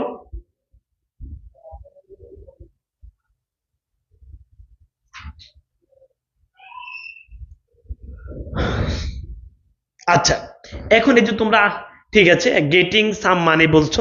আচ্ছা, গরিব লোক আসলে আমাদের কাছে কেন, মানে সরি আমাদের কাছে না, একজন গরিব লোক অন্য কোনো কারোর কাছে কেন যায়? গরিব লোক স্বাভাবিকভাবে কোনো হেল্প চাওয়ার জন্যই তো যায়। তো তুমি লিখছো ভাইয়া দা পুয়ার ম্যান নকড এট মাই ডোর, এটা তো তোমার মানে এটা বুঝলে চলবে, এটা তার লেখা লাগবে না। হি কেম টু মি, সে আমার কাছে আসলে উইথ ভিউ টু উদ্দেশ্যে। তোমরা এক একজন এক হেল্পিং সাম ফুড, এরপরে এক একজন একটা লিখছো আস্কিং ফর সাম মানি, ঠিক আছে। এরপরে এই যে হচ্ছে চমৎকার, চেষ্টা করতেছো, কিছু টাকা চাওয়ার উদ্দেশ্যে আসছে, সহযোগিতার উদ্দেশ্যে আসছে। হ্যাঁ, তো তুমি সময় লিখছো গিভিং, গিভিং তো হবে না, সে তো টাকা দেওয়ার উদ্দেশ্যে আসছে না, টাকা নেওয়ার জন্য আসছে, চাওয়ার জন্য আসছে। তোমরা যারা এখানে লিখেছো ভাইয়া he came to me with view to giving, যদি লেখো গিভিং হইলে অর্থটা কি হবে খেয়াল করো। গিভিং হলো অর্থটা হবে গরিব লোকটি তোমাকে টাকা দেওয়ার উদ্দেশ্যে আসছে। তো তোমার পরীক্ষার হলে কিন্তু এটা লিখে আসলে কিন্তু উত্তর মিলে যাবে, এবং আমার মনে হচ্ছে টিচার তোমাকে মার্ক দিয়ে দিবে, কারণ তুমি বিষয়টা বুঝছো, হয়তো অর্থ মিলাইতে পারো নাই, ঠিক আছে। তো এরকম তোমরা টেকনিক গুলো বুঝলে অর্ধেক মার্ক এমনি পেয়ে যাবে, উত্তর সঠিক করে দিয়ে আসবা। বিষয়টা তো তুমি বুঝছো যে উইথ ভিউ টু উদ্দেশ্য বুঝে, উইথ ভিউ টুর পরে ভার্বের সাথে আইএনজি আরো দুই একটা শব্দ দিবে। এখন তুমি লিখছো যে গরিব লোকটি টাকা দেওয়ার জন্য আসছে, হতে পারে সে টাকা ধার নিয়েছে, এখন টাকা দেওয়ার জন্য আসছে, এখানে কোনো ভুল হয়েছে? বিষয়টা বুঝতে পেরেছো? এই আর কি বিষয়টি। হেল্পিং সাম মানে লিখছো গেটিং হেল্প, আর এক একজন একটা লিখতেছে চলাও, ঠিক আছে। আস্কিং। আচ্ছা, এইভাবে করে তোমরা বাসায় বসে বসে প্র্যাকটিস করবা। আমি হচ্ছে কখনো গাইড ফলো করে এই ধরনের কোনো উত্তর পছন্দ করি না। তোমার মাথায় যেটা ধরছে, তুমি বিষয়টা বুঝছো না, যে একটা লোক তোমার দরজা নক দিল, সে কি উদ্দেশ্যে আসছে? সে তোমার সাথে কথা বলার জন্য তো আসতে পারে, সাক্ষাৎ করার জন্য আসতে পারে, তুমি যা দাও তা সঠিক হবে, চিকন করে লিখে রাখো যে গালিবে বলছে টেকনিক মিলে রুলস মিলে যদি দিতে পারে যা দা তা সঠিক হবে, শেষ। Our country is beset with many problems, আমগো দেশ অনেক সমস্যায় জর্জরিত। উই অল, আমাদের সবার শুরু উচিত কাম ফরওয়ার্ড, এগিয়ে আসা উইথ ভিউ টু উদ্দেশ্যে। এটার উত্তর সবাই দাও তো দেখি, উইথ ভিউ টু উদ্দেশ্য বুঝা। এরপর হাঁটি হাঁটি বলো কমপ্লিটিং সেন্টেন্স পারো না, কি রে ভাই 10টা টেকনিকে পড়াই দিব, 10টা টেকনিকে 10 মার্ক ইনশাল্লাহ পেয়ে যাবা, বলো এটার উত্তর দাও। ভাই আপনার ইংলিশ ক্লাসে ভর্তি হতে চাই, ও ভর্তির বিষয়ে একবার বলেছি, আজকে কোন কোর্সের বিজ্ঞাপনের জন্য আসেনি, সবাই তোমরা জানো 10 তারিখ পর্যন্ত ভর্তি নিব, ঠিক আছে। এরপরে যে কোর্স আছে এই কোর্সে ভর্তি অফ করে দিব। আর আবারও বলছি 23 ব্যাচে 1,90,000 যে শিক্ষার্থী ইংরেজিতে ফেল করেছে, 24 ব্যাচে 4 লক্ষের মতো ফেল করেছে। সো 25 ব্যাচ এখনো 50 দিনের মতো সময় আছে, 50 দিন আমার কাছে এনাফ। তুমি শুধু কোর্সে ভর্তি হও, ক্লাস করা, বোঝানোর দায়িত্ব আমার। ওকে, বলো ভাইয়া উইথ ভিউ টু উদ্দেশ্যে। তাইলে আমাদের সবার এগিয়ে আসা উচিত উদ্দেশ্য with view to solving this problem solve, তোমরা এটা বুঝছো। আচ্ছা ভাইয়া, প্রথম কথা হচ্ছে তুমি আমাদের দেশে অনেক সমস্যা জর্জরিত, এখন আমরা we all should come forward with view to solving হইতে পারে উইথ ভিউ টু টেকিং, বুঝছো, সলভিং হতে পারে উইথ ভিউ টু টেকিং, মানে আমরা অনেক, আমাদের উচিত এখন অনেক আমরা কি যেন এগিয়ে আসবো, অনেক পদক্ষেপ নিয়ে সমস্যার সমাধানে এগিয়ে আসবো, ঠিক আছে হচ্ছে। তাহলে তোমরা লিখতে পারো সলভিং, টেকিং, বাট আমাদেরকে একাধিক শব্দের উত্তর দিতে হবে, তোমরা বুঝতে পেরেছো, চমৎকার। আচ্ছা এবার প্রিয় শিক্ষার্থী বন্ধুরা, এবার দেখো I am going to mark, আচ্ছা উইথ ভিউ টু তোমরা বুঝছো, আবার ইন অর্ডার টু, একই এক্সাম্পল, সবাইকে শুনতেছি, একই উদাহরণ উইথ ভিউ টু দিয়ে আসতে পারে, ইন অর্ডার টু দিয়ে আসতে পারে, কোনো পার্থক্য নেই। উইথ ভিউ টু দিয়ে আসলে আমরা দিব ভার্বের সাথে আইএনজি, আর ইন অর্ডার টু দিয়ে আসলে আমরা দিব ভার্বের বেস ফর্ম, আরো দুই একটা শব্দ দিয়ে উত্তর দিয়ে দিব। এটা কি কোনো কঠিন, বলো এটা কি কঠিন হয়ে গেছে? উইথ ভিউ টু দিয়ে আসলে আমরা ভার্বের সাথে আইএনজি দিব, আরো দুই একটা শব্দ দিব, আর ইন অর্ডার টু আসলে আমরা ভার্বের বেস ফর্ম দিব, আরো দুই একটা শব্দ দিব। চমৎকার, আলহামদুলিল্লাহ সবাই বুঝতে পেরেছ। চলো আমরা 2 নাম্বার টেকনিক বুঝছি, আমি আর উদাহরণ পড়বো না। এই যে ভাই they came to you with view to, they came তারা আসলো, টু ইউ তোমার নিকটে, তোমার কাছে। তোমরা জানো আমার প্রিপজিশনের ক্লাসটি করেছো, তোমরা জানো টু কোন কোন অর্থে ব্যবহৃত হতে পারে, টু কোন কোন অর্থে ব্যবহৃত হতে পারে। They came to you with view to, তার তোমার কাছে কিছু উদ্দেশ্যে আসলো, যেহেতু উইথ ভিউ টু উদ্দেশ্যে, এবার বলো উইথ ভিউ টু উদ্দেশ্য বোঝাতে ব্যবহৃত, উইথ ভিউ টুর পর ভার্বের সাথে আইএনজি, আরো দুই একটা শব্দ উত্তর দিতে হবে। But you scold them without any reason, তুমি তাড়িয়ে দিয়েছিলে তাদেরকে কোনো কারণ ছাড়া। সো উইথ ভিউ টু তোমরা বুঝতে পেরেছো, আমরা আর এইদিকে যাবো না, ভাষায় প্রচুর প্র্যাকটিস করবা বরাবর মতো। সেই কথা 10 তারিখ রাত 12টা পর্যন্ত আমাদের যে ফাইনাল 2.0 কোর্স, এই কোর্স আমরা প্রত্যেকে ভর্তি হয়ে যাবে। এখন আমরা 3 নাম্বার টেকনিক, 3 নাম্বার টেকনিক সবাই লিখবা সো দ্যাট এবং সো দ্যাট, সবাই লিখে ফেলবে সো দ্যাট এবং সো দ্যাট। ওকে,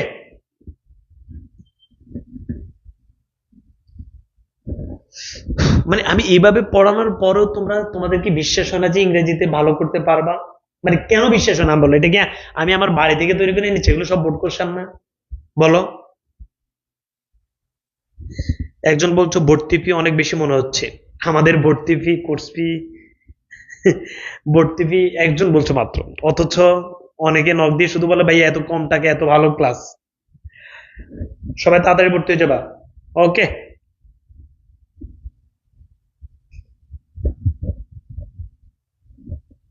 আচ্ছা এখন আমরা যেটি পড়বো সেটি হচ্ছে সো দ্যাট এবং সো দ্যাট।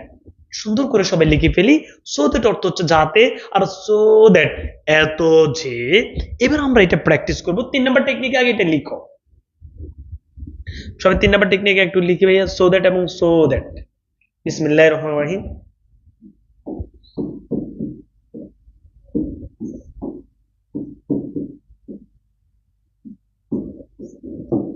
এখানে লিখে, এই পাশে লিখো অর্থ, যাতে প্রত্যেকেই পারবা দেখবা। এই পাশে লিখো ভাইয়া অর্থ লিখবা, পরবর্তী অংশটি হবে সাবজেক্ট প্লাস ক্যান অথবা কুড প্লাস ভার্বের বেস ফর্ম। এই পাশে লিখো ভাইয়া ক্যান কুডের পরে তো ভার্বের বেস ফর্ম, এটা কি আবার বলা লাগবে? এবং ক্যান কুড কি অর্থে ব্যবহৃত সেটি কিছু তুমি জানো? এই পাশে লিখো ভাইয়া, আগে লিখে ফেলবে সাবজেক্ট প্লাস ক্যান নট অথবা কুড নট প্লাস ভার্বের বেস ফর্ম। এবার সবার কি হয়েছে কিনা আমাকে বলো, বলো so that so that so that মুখস্থ করো।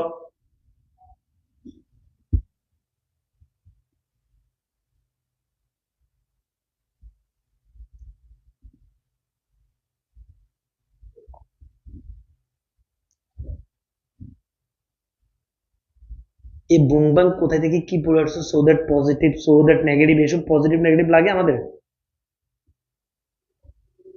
এগুলো না ভাইয়া, কিভাবে পড়া একটু দেখো, বিসমিল্লাহ পড়া আগে ভাইয়া। সো দ্যাট অর্থ যাতে, এর পরবর্তী অংশটি হবে সাবজেক্ট প্লাস ক্যান অথবা কুড প্লাস ভার্বের বেস ফর্ম। কখন ক্যান হবে কখন কুড হবে আমি উদাহরণের মাধ্যমে দেখাচ্ছি, এটা যদি পারো এটাও পারবা। ওকে, আমি আবার বলছি 10 তারিখ টোটাল ভাইয়ের এই কোর্সে থাকবে 2000 শিক্ষার্থী, ঠিক আছে? আর 10 তারিখ রাত 12টার পরে আমাদের ভর্তি বন্ধ। আচ্ছা, সবার কি লেখা হয়েছে? তাহলে সো দ্যাট একটু পরে দেখো, আগে সো দ্যাট এর দিকে খেয়াল করো। দা boy reads more so that. এবার তোমাকে এটা অংশ পূরণ করতে হবে। তুমি আমাকে আগে বলো, এই যে ভাইয়া দা বয় রিডস মোর, বালকটি বেশি পড়ে, সো দ্যাট অর্থ হচ্ছে যাতে।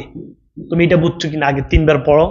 দা boy reads more so that, the boy reads more so that, the boy reads more so that. 3বার পড়ার পরে বুঝি নেই এমন কেউ আছি? 3বার পড়ার পরে বুঝি নেই এমন কেউ আছি? দা boy reads more so that, বালকটি বেশি পড়ে যাতে, সো দ্যাট অর্থ হচ্ছে যাতে। এখন আসো পরবর্তী অংশটি কি হবে? প্রথম হবে সাবজেক্ট, তারপরে ক্যান হতে পারে কুড হতে পারে। তাহলে সাবজেক্ট কোথায় থেকে আসবে বলো? সো দ্যাট এর পরে যে সাবজেক্টটি হবে সেটা হবে আগের সাবজেক্টের প্রোনাউন। এই যে ভাইয়া দা বয়ের প্রোনাউন হবে, সো দ্যাট এর আগের দা বয় আছে, দা বয়ের প্রোনাউন। দা বয়ের সর্বনাম কি? বালকের সর্বনাম হবে সে। এখানে যদি দা গার্ল থাকতো তাহলে আমরা কি দিতাম বলো তো ভাইয়া? বলো, দা গার্ল থাকতো তাহলে আমরা কি দিতাম বলো তো? সি। এখানে যদি দা বয়েজ থাকতো তাহলে আমরা কি দিতাম? দে। এখানে যদি গালিব থাকতো তাহলে আমরা হি দিতাম। এখানে যদি যারা থাকতো তাহলে আমরা সি দিতাম। এখানে যদি তোমার মনে করো হচ্ছে স্টুডেন্টস থাকতো তাহলে আমরা দিয়ে দিতাম। এখানে যদি পিপল থাকতো আমরা দিয়ে দিতাম। বিষয়টা কি বুঝছো না বুঝো নাই? বুঝছি তো, যে সো দ্যাট এর পরে তো একটা সাবজেক্ট হবে, সাবজেক্টটা কোথায় থেকে আসবে বলো, সবাই বলো। সো দ্যাট এর পর একটা সাবজেক্ট হবে, সেটা সো দ্যাট এর আগের সাবজেক্টের প্রোনাউন। এটা 3বার বলবা। বলো সো দ্যাট এর পরে যে সাবজেক্ট হবে, হয় নাই? সব একসাথে বলো। সো দ্যাট এর পরে যে সাবজেক্ট হবে সেটা হচ্ছে আগের সাবজেক্টের প্রোনাউন। তাহলে তুমি এখানে লেখো দা বয়ের প্রোনাউন হচ্ছে হি, সবাই লেখো হি।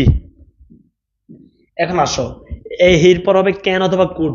বলো সো দ্যাট এর আগে যদি প্রেজেন্ট টেন্স হয় এখানে দেব ক্যান। এটা 5বার বলবে, এটা অনেকে মাথায় ঢোকে না। বলো সো দ্যাট এর আগে কোন টেন্স? দা বয় রিডস। আমার কোন স্টুডেন্ট যদি এটা না পারে মান মান সম্মান থাকবে বলো? কিয়ামত পর্যন্ত ভার্বের সাথে এস বাই এস থাকলে সেটা প্রেজেন্ট ইনডিফিনিট টেন্স, এটা আমাদের মুখস্থ। বলো ভাইয়া সো দ্যাট এর আগে প্রেজেন্ট টেন্স হলে পরে হবে ক্যান, আর সো দ্যাট এর আগে পাস্ট টেন্স হলে পরে হবে কুড। যেহেতু প্রেজেন্ট টেন্স আছে তাইলে ক্যান, বলে হি ক্যান। এবার তুমি কি এটা বাক্য পূরণ করতে পারবে না? মনে করো তুমি তো 1 নাম্বার টেকনিক এটা পড়ে আসছো, হি ক্যান, ক্যান অর্থ পারা। তাহলে তুমি পূরণ করো তো, দা বয় রিডস মোর, বালকটি বেশি পড়ে, সো দ্যাট যাতে হি ক্যান। দেখি পূরণ করো। He can pass in the exam, তোমরা লিখছো পাস ইন দ্য এক্সাম। আমি তোমাদের মতো করে লিখতেছি আর কি, ঠিক আছে? আচ্ছা, এবার তোমরা আমাকে বলো বিষয়টা কি বুঝছো? মুখস্থ হয়েছে? বিষয়টা কি মুখস্থের মতো হয়েছে? বলো সো দ্যাট অর্থ যাতে।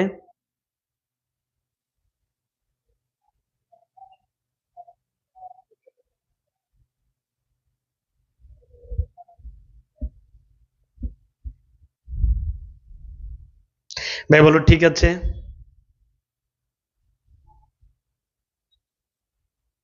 ভাই আল্লাহর মতো বুঝছি। তাহলে সবার এটা মুখস্থ হইলে আমাকে বলো যে ভাই মুখস্থ হয়েছে। সবার মুখস্থ হইলে আমাকে বলো। Tamim Iqbal, Tamim Iqbal played more so that. দেখি এটার উত্তর দাও, সব উত্তর দাও। Tamim Iqbal played more so that. বলো Tamim Iqbal played more so that. এটার উত্তর দাও, সব উত্তর দাও ভাই। Tamim Iqbal played more so that. ভাই এত কথা না, সো দ্যাট পরীক্ষাতে আসবে এটা লিখে রাখো। সাদা কাগজে লিখে রাখো, যদি পরীক্ষাতে না আসে আমাকে নক দিয়ে বলবো যে গালিব আপনি বলছেন না আসবে, আসে নাই, সো দ্যাট আসবে, সো দ্যাট আসবেই, এই দুটার একটা। এবার আসো সো দ্যাট অর্থ হচ্ছে যাতে, পরবর্তী অংশ হবে সাবজেক্ট প্লাস ক্যান অথবা কুড। ক্যান অথবা কুডের পরে তুমি কি ভার্বের বেস ফর্ম এটা পারো না? তাহলে আমি টেকনিক ওয়ান পড়াই কি লাভ হইছে? বুঝছো?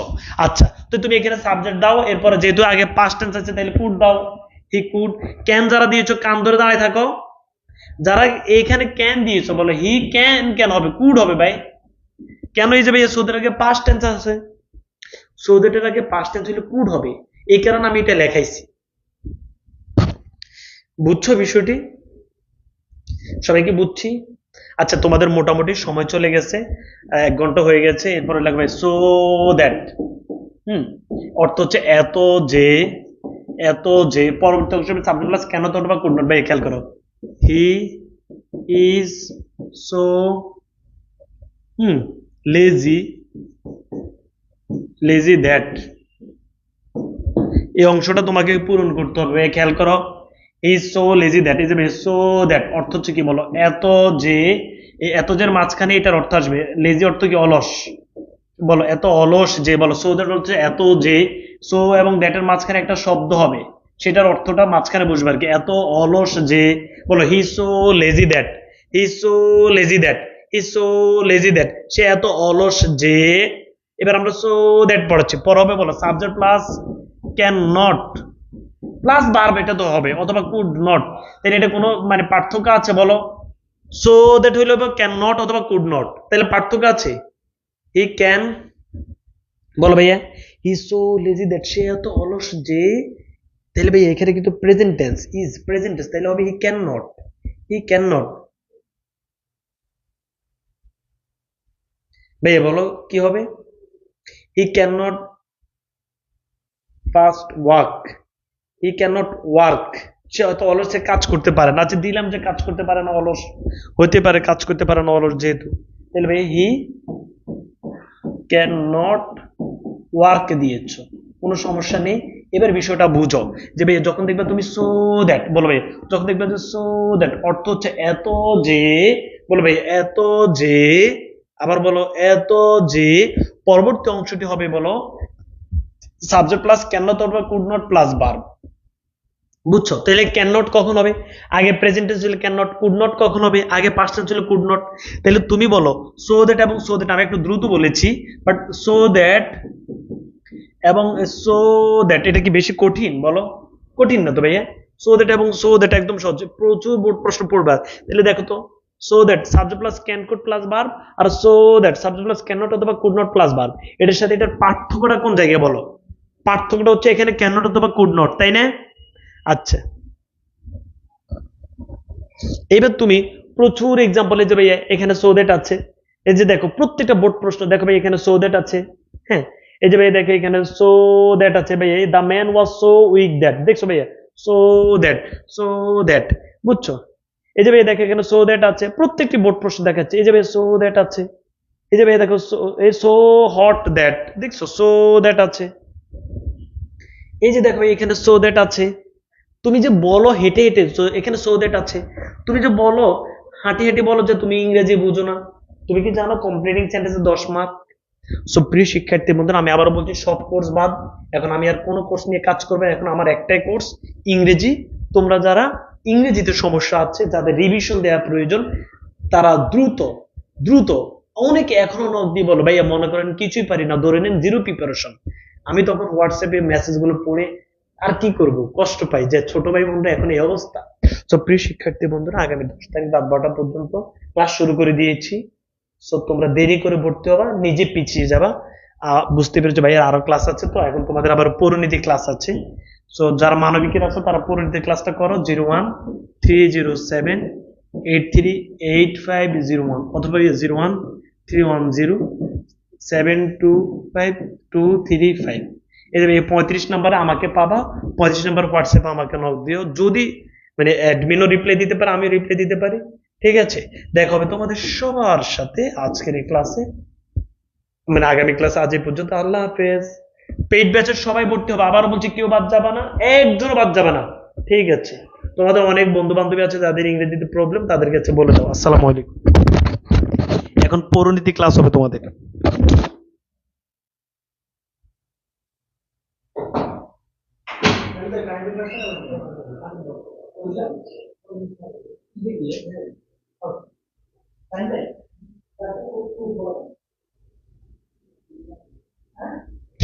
তোমরা ক্লাসে থাকো, এখন তোমাদের পরিণতি ক্লাস হবে। আর হচ্ছে তোমরা তো জানো ভাইয়াদের শেষ মুহূর্তে কিন্তু এভাবে লাগাতার আমি তোমাদের জন্য প্রত্যেকটি প্যাসেজের এমসিকিউ, প্যাসেজের শর্ট প্রশ্ন, ফ্লোচার্ট সামারি একদম সকাল 9টা তো শুরু হবে ক্লাস। সব পেইড বেস বুঝতে পেরেছো কি আয়োজন করতেছি, সবাই দ্রুত ভর্তি হয়ে যাও। আর এখন পরিণতি ক্লাস হবে, সবাই পানি খেয়ে বসো।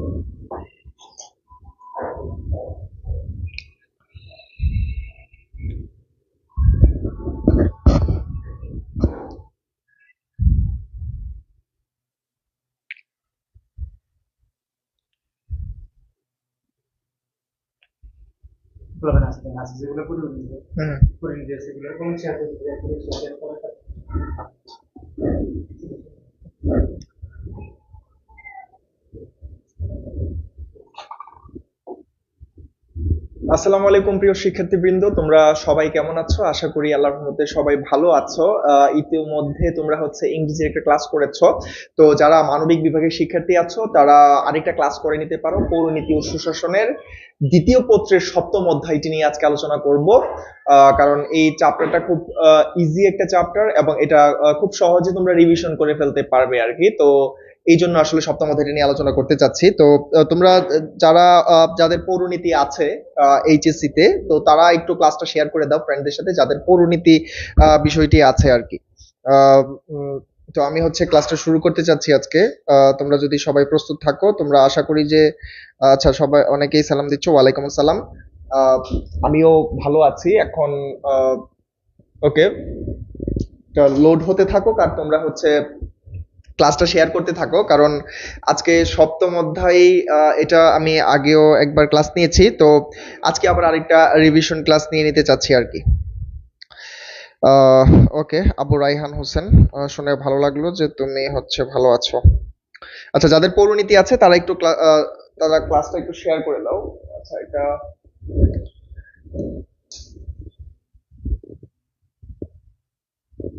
সমস্যা।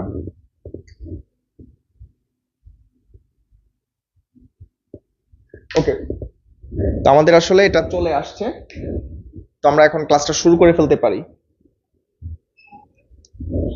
লোড হচ্ছে, এটা লোড হোক আর একটু।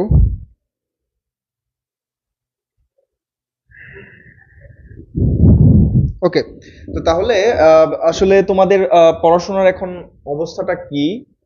এর আগেও ফ্রি ক্লাস নেওয়া হয়েছে, তোমাদেরকে আমি অনেক টেকনিক ট্রিক্স শিখিয়েছি কিভাবে আসলে পড়াটা শুরু করতে হয়।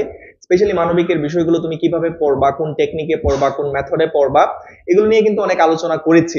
যারা আমার ক্লাস ইতিমধ্যে করেছো তারা একটু বলো, তোমরা কি ওই মেথড অ্যাপ্লাই করে পড়াশোনা করছো? আমি যে মেথডের কথা বলেছিলাম তোমরা কি ওই মেথডটা অ্যাপ্লাই করছো? যারা আমার ক্লাস আগে করেছো তারা একটু কমেন্ট করো তো যে আসলে তোমরা ওই মেথডগুলো অ্যাপ্লাই করেছো কিনা। আহ আচ্ছা, মিফতাহুল, আলহামদুলিল্লাহ আমি ভালো আছি। সানি ভালো আছি। তো আমি বলতে চাচ্ছি যে তোমরা, আমি যে মেথডের কথা বলেছি, তোমরা যারা মানবিকের শিক্ষার্থী আছো আর যাদের বিশেষ করে পৌরনীতি বিষয়টা আছে, তোমরা কি আসলে আমি যে মেথড গুলোর কথা বলেছি যে এভাবে পড়তে হবে তোমাকে, এভাবে তুমি হচ্ছে ছোট ছোট কি নোট নিয়ে নিয়ে পড়ো, কিওয়ার্ডস দিয়ে দিয়ে পড়ো, ওইভাবে কি তোমরা আসলে পড়ছো? তাহলে একটু শুনে ভালো লাগবে আর কি। যারা ক্লাস করেছো আমার টেকনিক গুলা আমি বলেছি, তোমাদের সাথে শেয়ার করেছি। আচ্ছা, ঠিক আছে, আমি আবার এটা বলে নিব, ঠিক আছে, আবার টেকনিক আমরা আলোচনা করব। ওকে, তাহলে আমরা চলো একটু ক্লাসে চলে যাই। হ্যাঁ, তো মেথড গুলো আমি আবার বলবো, দেখো তাহলে এখান থেকেই তুমি মেথড ইজিতে বুঝতে পারবা। ফর এক্সাম্পল দেখো, এখানে বাংলাদেশের 4টা সাংবিধানিক প্রতিষ্ঠানের কথা বলা আছে। হ্যাঁ, সাংবিধানিক প্রতিষ্ঠান কোনটা, সংবিধান কোনটা, যে সর্বোচ্চ আইন, সংবিধান হচ্ছে একটা দেশের সর্বোচ্চ আইন। তোমাদের কাছ থেকে একজন কিন্তু এই উত্তরটা গত একটা ক্লাসে আমাদেরকে দিয়েছিল। তো এই সাংবিধানিক প্রতিষ্ঠান আসছে হচ্ছে সংবিধান থেকে, তাই না? তো এই সংবিধান হচ্ছে একটা দেশের সর্বোচ্চ আইন। তো ওই সর্বোচ্চ আইনের মাধ্যমে ওই সংবিধানে 4টা প্রতিষ্ঠান প্রতিষ্ঠার কথা বলা ছিল। ওই 4টা প্রতিষ্ঠান কি কি? ওই 4টা প্রতিষ্ঠান হচ্ছে বাংলাদেশ কর্ম কমিশন, নির্বাচন কমিশন, অ্যাটর্নি জেনারেল ও মহা হিসাব নিরীক্ষক ও নিয়ন্ত্রক। তো আমি পৌরনীতি ও সুশাসন দ্বিতীয় পত্রের প্রথম অধ্যায়টা যখন পড়িয়েছি আমি অনেক ধরনের টেকনিকের কথা বলেছি, কারণ ওই প্রথম অধ্যায়ে অনেকগুলা সাল ছিল, অনেক ধরনের ঘটনা প্রবাহ ছিল। তো তোমরা আসলে যারা ওই ক্লাসটা করো নাই, তোমরা এই রেকর্ডটা দেখে নিতে পারো, এটা তোমাদের এই পেজে আছে, ঠিক আছে? তাও আমি আজকে চেষ্টা করব যে আসলে কোন মেথড বা কোন টেকনিক অ্যাপ্লাই করবা। ওকে, এখন একটা জিনিস খেয়াল করো যে সাংবিধানিক প্রতিষ্ঠান টোটাল কয়টা? আমার 4টা সাংবিধানিক প্রতিষ্ঠানের কথা এখানে বলা আছে। কয়টা? 4টা। তাহলে একটা জিনিস চিন্তা করো, এখানে 4টা হচ্ছে সাংবিধানিক প্রতিষ্ঠান। ওকে, 4টা সাংবিধানিক প্রতিষ্ঠান, আরেকটা আছে স্বায়ত্তশাসিত প্রতিষ্ঠান, একটি আছে, আরেকটি আছে হচ্ছে স্বায়ত্তশাসিত প্রতিষ্ঠান, ঠিক আছে? স্বায়ত্তশাসিত, এই স্বায়ত্তশাসিত মানে কি? স্বায়ত্তশাসিত মানে হচ্ছে তাকে সরকার চালাবে না, সে তার নিজের শাসন অনুযায়ী চলবে, মানে সে তার নিজের কিছু নিয়ম কানুন আছে, ওই প্রতিষ্ঠানটার নিজের কিছু নিয়ম কানুন আছে, সে তার নিয়ম কানুনে চলবে। সেটা হচ্ছে দুদক। দুদক মানে কি? দুর্নীতি দমন কমিশন, ঠিক আছে? তো টোটাল এই 5টা জিনিস তোমাদের এই চ্যাপ্টার 7-এ আলোচনা করা আছে। এখন আমাকে বলো যে এই চ্যাপ্টার 7-এর যে 5টা জিনিস আছে, টোটাল 4টা প্লাস হচ্ছে একটা, তো এই 5টা টপিকের বাইরে থেকে তার প্রশ্ন হবে না। তাহলে সপ্তম অধ্যায়ে টোটাল এই 5টা টপিক থেকে প্রশ্ন আসতে পারে। তো এখন যখন তুমি জানো সপ্তম অধ্যায়ে সৃজনশীল, তো সিকিউ তোমার মেইনলি হচ্ছে এই 5টা টপিক থেকেই প্রশ্ন আসবে, তাহলে তোমার জন্য ইজি হয়ে গেল। তুমি উদ্দীপক ইজিতে ধরতে পারবা, তুমি বুঝতে পারবা যে কোনটা নিয়ে কথা বলা হচ্ছে, ঠিক আছে? তো কিভাবে বুঝতে পারবা, চলো এইটাতে আমরা আরেকটু ডিপে যাই, আরেকটু আলোচনা করি, ঠিক আছে? তো এটা আমরা আরেকটু ডিপে আলোচনা করার চেষ্টা করি। আচ্ছা, এটা হচ্ছে তোমাদের ফ্রি ক্লাস, যারা কমেন্ট করছো এটা একটু ফ্রি ক্লাস। তো যারা ওই টেকনিক গুলো জানতে চাচ্ছ যে কোন টেকনিকে পড়বা, হ্যাঁ, আমি দরকার হইলে আরো অন্য একটা চ্যাপ্টার দিয়েও তোমাদেরকে দেখাই দিব যে কোন টেকনিক গুলো অ্যাপ্লাই করবা, ঠিক আছে? তো আপাতত এটা একটু দেখো, এতটুকু পর্যন্ত আশা করি বুঝতে পেরেছো যে তোমার এই যে বই আছে, তোমাদের এই চ্যাপ্টার 7 আছে, তো চ্যাপ্টার 7-এ কয়টা জিনিসের কথা বলা আছে, কয়টা প্রতিষ্ঠানের কথা বলা আছে টোটাল, একটু কমেন্ট করো যে কয়টা প্রতিষ্ঠানের কথা বলা আছে টোটাল, ঠিক আছে? এই কয়েকটা প্রতিষ্ঠানের মধ্যে 4টা প্রতিষ্ঠান হচ্ছে সাংবিধানিক প্রতিষ্ঠান, 4টা প্রতিষ্ঠান হচ্ছে সাংবিধানিক প্রতিষ্ঠান। ওই সাংবিধানিক প্রতিষ্ঠান চারটা কি কি? এই যে চারটা সাংবিধানিক প্রতিষ্ঠান, বাংলাদেশ কর্ম কমিশন, দেন হচ্ছে তোমার নির্বাচন কমিশন, অ্যাটর্নি জেনারেল, আর হচ্ছে তোমার মহা হিসাব নিরীক্ষক এবং নিয়ন্ত্রক, প্লাস আরেকটা প্রতিষ্ঠান আছে, ঠিক আছে? ওইটা কি বলছিলাম? ওইটাকে বলছিলাম আমি দুদক। তো এই দুদক কি সাংবিধানিক প্রতিষ্ঠান? বলতো এই দুদক কি সাংবিধানিক প্রতিষ্ঠান? এই দুদক কিন্তু সাংবিধানিক প্রতিষ্ঠান না, দুদক হচ্ছে স্বায়ত্তশাসিত প্রতিষ্ঠান, ঠিক আছে? হ্যাঁ, পাঁচটা। তো দুদক হচ্ছে তোমার স্বায়ত্তশাসিত প্রতিষ্ঠান। এখন দেখো তুমি, আমাদের তো প্রবলেম হয় মেইনলি সিকিউ নিয়ে। আমি আসলে এটা বিস্তারিত আজকে ভিতরে ঢুকে পড়াবো না, আমি তোমাদের ওই টেকনিকটাই আজকে বুঝাবো বা শেখাবো, যে টেকনিক নিয়ে আসলে তোমরা জানতে চেয়েছো বা আসলে কিভাবে টেকনিক অ্যাপ্লাই করবা সেটা বুঝতে বুঝতে চাচ্ছ। তো দেখো খুব সহজে এটা থেকে যদি সিকিউ আসে, তুমি সিকিউ এমনিতে অনেক কিছু বানাই লিখতে পারবা। কেমনে বানাই লিখবা সেটা আমি দেখাবো একটু পরে। তো তার আগে দেখো যে এই চারটা প্রতিষ্ঠান সম্পর্কে যদি ওভারঅল তোমার ধারণা থাকে, চারটা প্রতিষ্ঠান সম্পর্কে তোমার যদি ওভারঅল ধারণা থাকে, তাহলে কিন্তু তুমি সিকিউর উদ্দীপক ধরতে পারবা, ঠিক আছে? তুমি হচ্ছে খুব সহজে উদ্দীপক উদ্দীপক ধরতে পারবে। আমাদের সমস্যা হয় কি, পৌরনীতিতে বা অন্যান্য সাবজেক্ট গুলোতে উদ্দীপক আমরা ধরতে পারি না, যে কোন টপিকটা থেকে প্রশ্ন আসছে এটা আমি ধরতে পারি না। তো এখানে তুমি উদ্দীপক ধরতে পারবা। দেখো, বাংলাদেশ কর্ম কমিশন বা বিপিএসসি, বিপিএসসি কি? বাংলাদেশ পাবলিক সার্ভিস কমিশন, যেটা হচ্ছে তোমার বিসিএস সহ, এই যে বিসিএস পরীক্ষা নেয়, বিপিএসসি বিসিএস পরীক্ষা নেয়, তারপর অন্যান্য চাকরির পরীক্ষা, হ্যাঁ, নবম নবম গ্রেড, দশম গ্রেড, হ্যাঁ, নবম দশম গ্রেডের চাকরির পরীক্ষাগুলো নিয়ে থাকে। তাইলে এই কর্ম কমিশনের কাজই হচ্ছে দেশের নাগরিকদের সরকারি চাকুরি বা সরকারি কর্মের সংস্থান করা, ঠিক আছে? তো বিসিএস সহ বিভিন্ন ধরনের নবম দশম গ্রেড, ঠিক আছে, গুরুত্বপূর্ণ যে সরকারি পদগুলো আছে ওইগুলোতে নিয়োগ প্রক্রিয়া সম্পন্ন করে থাকে বাংলাদেশ সরকারি কর্ম কমিশন। তারা কি করে? সরকারের গুরুত্বপূর্ণ পদগুলোতে কর্মচারী নিয়োগ প্রদান করে। এই জন্য কি করে? তারা পরীক্ষা নেয়, পরীক্ষা নেওয়ার জন্য কি করে? প্রশ্ন ছাপায়, ঠিক আছে? তারপরে রাষ্ট্রপতির সাথে কি করে? পরামর্শ প্রদান করে, রাষ্ট্রপতির সাথে তোমার বিভিন্ন বিষয়ে পরামর্শ করে থাকে, যে কোন সেক্টরে কতজন লোক নিতে হবে বা কোন সেক্টর গুলা হচ্ছে ইম্পর্টেন্ট, ওই বিষয়গুলো নিয়ে কিন্তু আলোচনা করে হচ্ছে তোমার বাংলাদেশ সরকারি কর্ম কমিশন। মানে আমি উদ্দীপক ধরতে পারছি, যেখানে চাকরি বাকরি নিয়ে কথা বলবে, যে মানে উদ্দীপকে যদি মানে একটা প্রতিষ্ঠানের কথা বলা আছে, যে প্রতিষ্ঠান হচ্ছে দেশের গুরুত্বপূর্ণ পদে কর্মচারী নিয়োগ দিয়ে থাকে, তাহলে এটা দেখে আমি সহজেই বুঝতে পারবো যে এখানে বাংলাদেশ সরকারি কর্ম কমিশনের কথা বলা হয়েছে। বলো, তাহলে উদ্দীপক ধরা সহজ না? এটাতে তুমি ইজিতে ধরতে পারবে না উদ্দীপকটা? সবাই একটু বলো যে বুঝতে পেরেছো কিনা পরিষ্কার ভাবে, এই জিনিসটা একটু বলো যে এই টেকনিক বুঝতে পেরেছো কিনা। আচ্ছা, বিপিএসসির মিনিং তো আমি অলরেডি বলেছি, Bangladesh public service commission. BPSC পূর্ণরূপ হচ্ছে বাংলাদেশ পাবলিক সার্ভিস কমিশন, ঠিক আছে? তোমাদের ইংরেজি শেখা লাগবে না, বাংলায় আসবে, ঠিক আছে? বাংলাদেশ সরকারি কর্ম কমিশন, এটাকে ইংরেজিতে বিপিএসসি বলে, Bangladesh public service commission, Bangladesh public service commission. সবাই একটু ক্লিয়ার লিখো যে উদ্দীপকে ধরো যদি চাকরি বাকরি নিয়ে কিছু বলে, যে নিয়োগ, সরকারি কোনো পদে নিয়োগ সংক্রান্ত কোনো কথা বলে, দেশের নাগরিকদের নিয়োগ প্রদানে গুরুত্বপূর্ণ সরকারি পজিশনগুলোতে নিয়োগ নিয়ে যে প্রতিষ্ঠান কাজ করে, বিভিন্ন পরীক্ষা নিয়ে থাকে চাকরির, ঠিক আছে, বিভিন্ন জায়গায় সরকারি চাকরিজীবীদের পদায়ন করে, বদলি করে, প্রেষণে পাঠায়, ঠিক আছে, সরকারি চাকরিজীবীদের বদলি জনিত কাজগুলোও কিন্তু কে করে থাকে? কর্ম কমিশন। এটা ক্লিয়ারলি বুঝতে পেরেছো? ওকে, এটা এটা আলহামদুলিল্লাহ সবাই বুঝতে পেরেছো। এখন আসো পরবর্তীতে তুমি খুব সহজে কিভাবে উদ্দীপক ধরতে পারবা। এখন আসো এই পরবর্তীতে আসো, সেটা হচ্ছে নির্বাচন কমিশন। তো এখানে এই নির্বাচন শব্দটা দ্বারাই বুঝতে পারতেছি আমরা, এখানে তোমার হচ্ছে এই নির্বাচন কমিশন কি করে? তোমার জাতীয় নির্বাচন আয়োজন করে, জাতীয়, তারপরে হচ্ছে তোমার স্থানীয়, জাতীয় স্থানীয় নির্বাচন, ঠিক আছে, জাতীয় স্থানীয় নির্বাচন আয়োজন করে। তারপরে হচ্ছে এই নির্বাচন কমিশন হচ্ছে তোমার প্রধানমন্ত্রী রাষ্ট্রপতি, ঠিক আছে, প্রধানমন্ত্রী রাষ্ট্রপতি নির্বাচিত করে থাকে, প্রধানমন্ত্রী রাষ্ট্রপতি নির্বাচন অনুষ্ঠিত করে থাকে। এক কথায় নির্বাচন কমিশন আমাদের দেশে যত ধরনের নির্বাচন হয়, হোক সেটা জাতীয় নির্বাচন, জাতীয় নির্বাচনের মাধ্যমে একটা নতুন সরকার গঠিত হয়, হ্যাঁ, যেমন আমাদের দেশে হয় না জাতীয় নির্বাচন 5 বছর পর পর একটা জাতীয় নির্বাচন হয় না?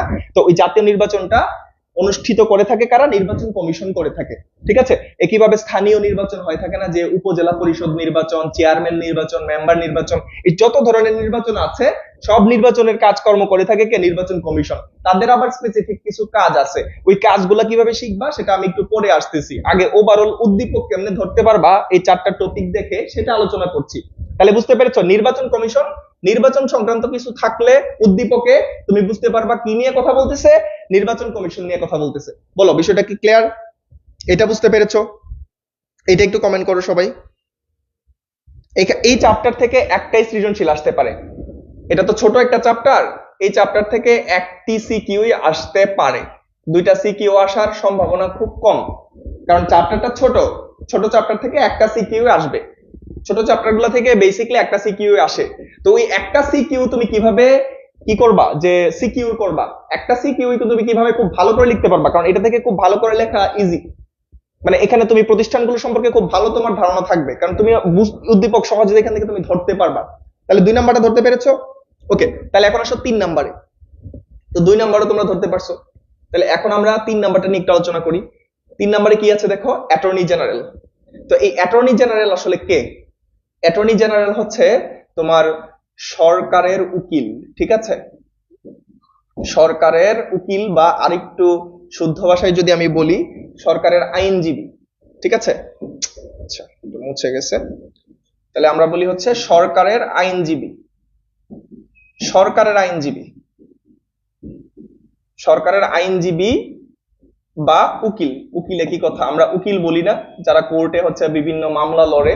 ধরো তোমার জমি সংক্রান্ত একটা সমস্যা হয়েছে, তখন তুমি কি করো, একজন উকিলের সাথে গিয়ে কনসাল্ট করো, উকিলকে টাকা দাও, দিয়ে বলো যে আমার এই জমিটা আরেকজন দখল করছে, আমি কোর্টে মামলা করেছি, আমাকে জমিটা উদ্ধার করে দেন। কোর্টে ওই বিরোধী পক্ষের সাথে লড়াই করে, তাই না? কোর্টে তখন শুনানি হয়, শুনানিতে যদি সেই উকিল ভালো হয়ে থাকে তখন সে মামলাতে জিতে বা হারে।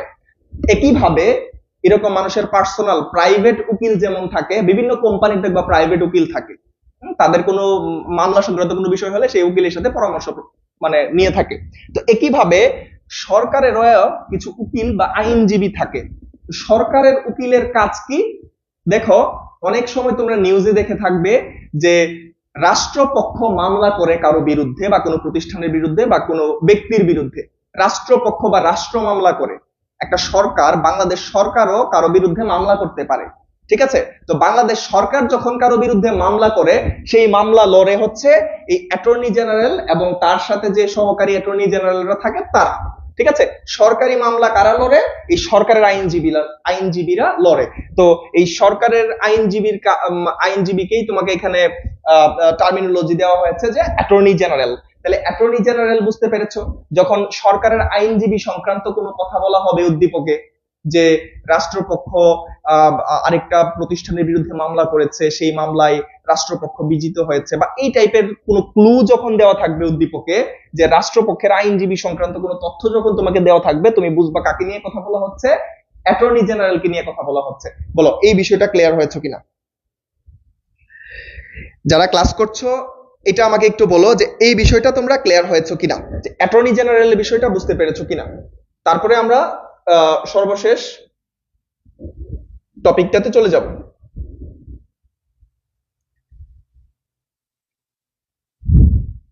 আচ্ছা, লজিক তো আমি পড়াই না, ডালিয়া রহমান, লজিক তোমাদের যে শিক্ষক পড়ান ওনার সাথে কনসাল্ট করবা বা আলোচনা করবা। আমি যেটা বলেছি যে অ্যাটর্নি জেনারেল তোমরা বুঝতে পেরেছো কিনা, অ্যাটর্নি জেনারেল আসলে কে, তার কাজ কি, এটা বুঝতে পেরেছো কিনা, উদ্দীপকে কিভাবে আসতে পারে, উদ্দীপক ধরতে পারবা কিনা, এটা আমাকে বলো যে বুঝতে পেরেছো কিনা।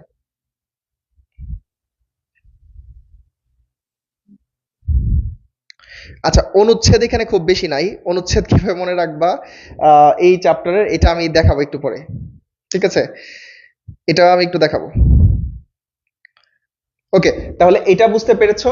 এখন আসো সর্বশেষ যেটা, সেটা হচ্ছে মহাহিসাব নিরীক্ষক এবং নিয়ন্ত্রক। মহাহিসাব নিরীক্ষক এবং নিয়ন্ত্রক, তার কাজ হচ্ছে রাষ্ট্রের সকল হিসাব রাখা, রাষ্ট্রের সকল হিসাব রাখা, রাষ্ট্রের সকল হিসাব রাখা। ঠিক আছে, সে রাষ্ট্রের সকল হিসাব রাখে, তারপরে হচ্ছে অডিট করে, রাষ্ট্রের বিভিন্ন প্রতিষ্ঠানে সে অডিট পরিচালনা করে। এই অডিট মানে হচ্ছে সরকার তো বিভিন্ন প্রতিষ্ঠানকে টাকা দেয়, তাই না? বিভিন্ন উন্নয়নমূলক প্রকল্প থাকে, বিভিন্ন ধরনের প্রকল্প থাকে। তো বিভিন্ন সরকারি প্রতিষ্ঠানে সরকার টাকা দেয় না ওই প্রতিষ্ঠান পরিচালনার জন্য। তো ওই সরকারি প্রতিষ্ঠান কত টাকা কোন খাতে কিভাবে ব্যয় করছে সেটা অডিট করে কিন্তু এই মহা হিসাব নিরীক্ষক এবং নিয়ন্ত্রকের কার্যালয় থাকে। ঠিক আছে? তো এই মহা হিসাব নিরীক্ষক এবং নিয়ন্ত্রকের কাজই হচ্ছে রাষ্ট্রের সকল হিসাব নিকাশ কি করা, সংরক্ষণ করা। রাষ্ট্রের সকল হিসাব নিকাশ মানে একদম খুঁটিয়ে খুঁটিয়ে সূক্ষ্মভাবে দেখা যে রাষ্ট্র যে টাকা আয় করছে সেই টাকা কি প্রপারলি ব্যয় করছে, নাকি সেই টাকা কেউ কেউ দুর্নীতির মাধ্যমে সেই টাকা আত্মসাৎ করছে, সেই হিসাব নিকাশ কিন্তু রাখে এই মহা হিসাব নিরীক্ষক এবং নিয়ন্ত্রকের কার্যালয়। তাহলে বুঝতে পেরেছো এই 4 নম্বর প্রতিষ্ঠানটার কাজ কি? এটা নিয়ে আবার আলোচনা করব, সমস্যা নেই। আচ্ছা, কোনটা বুঝো নাই নুজাইবা জান্নাত একটু বলবা। আচ্ছা, উদ্দীপকের বিষয়টা বলছি যে এই 4টা টপিক থেকে যে কোনো একটা টপিক থেকে তো প্রশ্ন আসবে। তোমাদের এই 4টা টপিক থেকে তো যে কোনো একটা টপিককে প্রশ্ন আসবে। তাহলে উদ্দীপকে যদি কোনো চাকরি সংক্রান্ত কিছু থাকে, সরকারি চাকরি, তাহলে এটা হবে তোমার বাংলাদেশ কর্ম কমিশন। তোমার তো উদ্দীপকে ক্লু দেওয়া থাকবে, তো ক্লু গুলা কেমনে বুঝবা? যে চাকরি সংক্রান্ত কিছু বললে তোমার কর্ম কমিশন মানে চাকরি দেয়, কর্ম কমিশনের কাজই হচ্ছে বাংলাদেশের নাগরিকদেরকে চাকরি দেওয়া, বৈধ নাগরিকদেরকে কি করা, চাকরি দেওয়া। নির্বাচন কমিশনের কাজ কি? নির্বাচন পরিচালনা করা, জাতীয় নির্বাচন হোক, স্থানীয় নির্বাচন হোক, ঠিক আছে, বা প্রধানমন্ত্রী নির্বাচন, রাষ্ট্রপতি নির্বাচন, চেয়ারম্যান নির্বাচন, এগুলো সব পরিচালনা করে কে? নির্বাচন কমিশন। ঠিক আছে। তারপরে দেখো অ্যাটর্নি জেনারেল হচ্ছে, আমি বলছি যে সরকারের উকিল। সরকারি যত মামলা মোকদ্দমা আছে, সরকারের যত মামলা মোকদ্দমা আছে এইগুলাতে অ্যাটর্নি জেনারেলরা কি করে? আইনজীবীর কাজ করে, ওকালতি করে। সরকারের ওকালতি করে হচ্ছে অ্যাটর্নি জেনারেল, সরকারের উকিল এক কথায়। আর সর্বশেষ আমি বলেছি মহা হিসাব নিরীক্ষক এবং নিয়ন্ত্রক। তো মহা হিসাব নিরীক্ষক এবং নিয়ন্ত্রক কি করে? রাষ্ট্রের যত হিসাব নিকাশ আছে হিসাব নিকাশ রাখে, রাষ্ট্রের সকল প্রতিষ্ঠানে অডিট পরিচালনা করে, দেখে যে রাষ্ট্র ওই প্রতিষ্ঠানে কত টাকা দিয়েছে, সেই টাকা ওই প্রতিষ্ঠানের যে কর্মচারী আছে সরকারি, তারা সেই টাকা প্রপারলি খরচ করছে কিনা, নাকি সেই টাকা তাদের পকেটে ঢুকাচ্ছে, ওইটা হিসাব নিকাশ রাখে এই মহা হিসাব নিরীক্ষক এবং নিয়ন্ত্রকের কার্যালয়। বুঝতে পেরেছো? সবাই একটু বলো।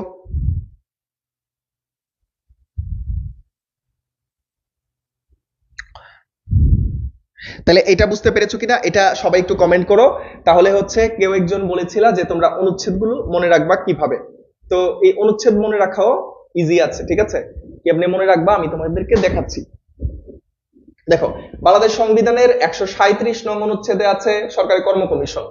তারপরে দেখো 118 নম্বর অনুচ্ছেদে আছে নির্বাচন কমিশন। তাহলে আমরা কাজ করি, ছোট থেকে আগাই। তাহলে 64 নম্বর অনুচ্ছেদ অনুযায়ী আছে অ্যাটর্নি জেনারেল। তাহলে অ্যাটর্নি জেনারেল হচ্ছে 64 অনুচ্ছেদ, 64 অনুচ্ছেদ। হ্যাঁ, ছোট থেকে বড়র দিকে আমি যাব। তো 64 অনুচ্ছেদে হচ্ছে অ্যাটর্নি জেনারেলের কথা বলা আছে। 64 পরে বড় কি? 118। 118 নম্বর অনুচ্ছেদে হচ্ছে কার কথা বলা আছে? 118 নম্বর অনুচ্ছেদে বলা আছে হচ্ছে নির্বাচন কমিশনের কথা। তাহলে এক নম্বরে আমি মনে রাখলাম 64 অনুচ্ছেদ। 64 অনুচ্ছেদ মানে অ্যাটর্নি জেনারেল। তারপরে 118, 118 মানে হচ্ছে তোমার নির্বাচন কমিশন। 118 মানে হচ্ছে নির্বাচন কমিশন। তারপরে দেখো কত আছে? 137। 137 হচ্ছে কর্ম কমিশন। 137 হচ্ছে এটা 3 নাম্বার, কর্ম কমিশন। মানে ছোট থেকে হিসাব করবা। আর সর্বশেষ আরেকটা কি আছে? সরি, 137 এর আগে হবে 127। আমি ছোট থেকে বড়তে যাচ্ছি, তাই না? তাহলে 118 ছিল, 64 পরে হচ্ছে 118 ছিল নির্বাচন কমিশন, এটা হচ্ছে তোমার 2 নাম্বার। আর 3 নাম্বার হচ্ছে তোমার 127 মহা হিসাব নিরীক্ষক এবং নিয়ন্ত্রক। আর 4 নম্বরে হচ্ছে এটা 137, এটা হচ্ছে 4 নম্বরে। তাহলে এইভাবে মনে রাখবা। তাহলে 1 নম্বরে কে ছিল? এক নাম্বার হচ্ছে 64 নম্বর অনুচ্ছেদ। মানে ছোট থেকে বড়তে আমি আগাবো। যে 64 নম্বর অনুচ্ছেদে অ্যাটর্নি জেনারেল, 118 অনুচ্ছেদে নির্বাচন কমিশন, 127 অনুচ্ছেদে মহা হিসাব নিরীক্ষক নিয়ন্ত্রক, আর 137 অনুচ্ছেদে বাংলাদেশ কর্ম কমিশন। তাহলে 64, 127, 118, 64, 118, 127 আর হচ্ছে 137। তাহলে 64 অনুচ্ছেদ হচ্ছে অ্যাটর্নি জেনারেল, 118 হচ্ছে তোমার এখানে কি আছে? 118তে হচ্ছে নির্বাচন কমিশন, 118 হচ্ছে নির্বাচন কমিশন, 127 হচ্ছে মহা হিসাব নিরীক্ষক এবং নিয়ন্ত্রক, আর 137 হচ্ছে কি? বাংলাদেশ কর্ম কমিশন। তো এইভাবে 4টা জিনিসই আছে অনুচ্ছেদ, এখানে 4টাই আছে। 4টা তোমরা এইভাবে মনে রাখতে পারবা। বুঝতে পেরেছো? তাহলে 64 একদম ছোট, যেটা 64 নাম্বার অনুচ্ছেদ, একদম কম অনুচ্ছেদ, নিচের দিকের অনুচ্ছেদে যেটা আছে এটা হচ্ছে তোমার কি? অ্যাটর্নি জেনারেলের। তারপর একটু বড় 118 নম্বর অনুচ্ছেদে হচ্ছে নির্বাচন কমিশন, তারপরে আরেকটু বড় 127 নম্বর অনুচ্ছেদে হচ্ছে মহা হিসাব নিরীক্ষক এবং নিয়ন্ত্রক, আর সর্বশেষ সব থেকে বড় যেটা 137 নম্বর অনুচ্ছেদ, মানে উপরের দিকের অনুচ্ছেদ, ওইটাতে হচ্ছে বাংলাদেশ কর্ম কমিশনের কথা বলা আছে। আশা করি সবাই বুঝতে পেরেছো। তো এখন যেটা করবা, এটা তো আমরা বুঝলাম যে এই চারটা প্রতিষ্ঠান কোনটা কি, এটা আমি উদ্দীপক ধরতে পারবো। এখন তো আমাকে এমসিকিউ কিছু পড়তে হবে, তাই না? আমাকে কিছু এমসিকিউ পড়তে হবে। তো এই যে এখানে দেখো মার্কিং করা আছে, এগুলো কিন্তু আমাদের এমসিকিউর জন্য ইম্পর্টেন্ট। তো চলো এখন আমরা কিছু এমসিকিউ দাগায় ফেলি, কি কি এমসিকিউ আসতে পারে, ইম্পর্টেন্ট কি এমসিকিউ আসতে পারে, তারপর আমরা দেখবো যে কিভাবে আসলে সিকিউর কোশ্চেন আমি বড় করে লিখবো, এটা আমি একটু পরে দেখবো। তাহলে এমসিকিউ তে দেখো এখানে প্রথমেই বলা আছে আধুনিক রাষ্ট্রগুলা কেমন। আধুনিক রাষ্ট্রগুলা হচ্ছে পুলিশি রাষ্ট্র না। আধুনিক রাষ্ট্রগুলো কি না? আধুনিক রাষ্ট্রগুলো হচ্ছে পুলিশি রাষ্ট্র নয়। তাহলে আধুনিক রাষ্ট্রগুলো হচ্ছে জনকল্যাণমূলক রাষ্ট্র। এটা আসতে পারে যে আধুনিক রাষ্ট্রগুলো কেমন, এরকম প্রশ্ন আসতেই পারে। তাহলে এটা আমার একটা হয়ে গেল। তো এখন এই একদম বাংলাদেশের শুরুতে কর্ম কমিশন ছিল দুইটা, ঠিক আছে?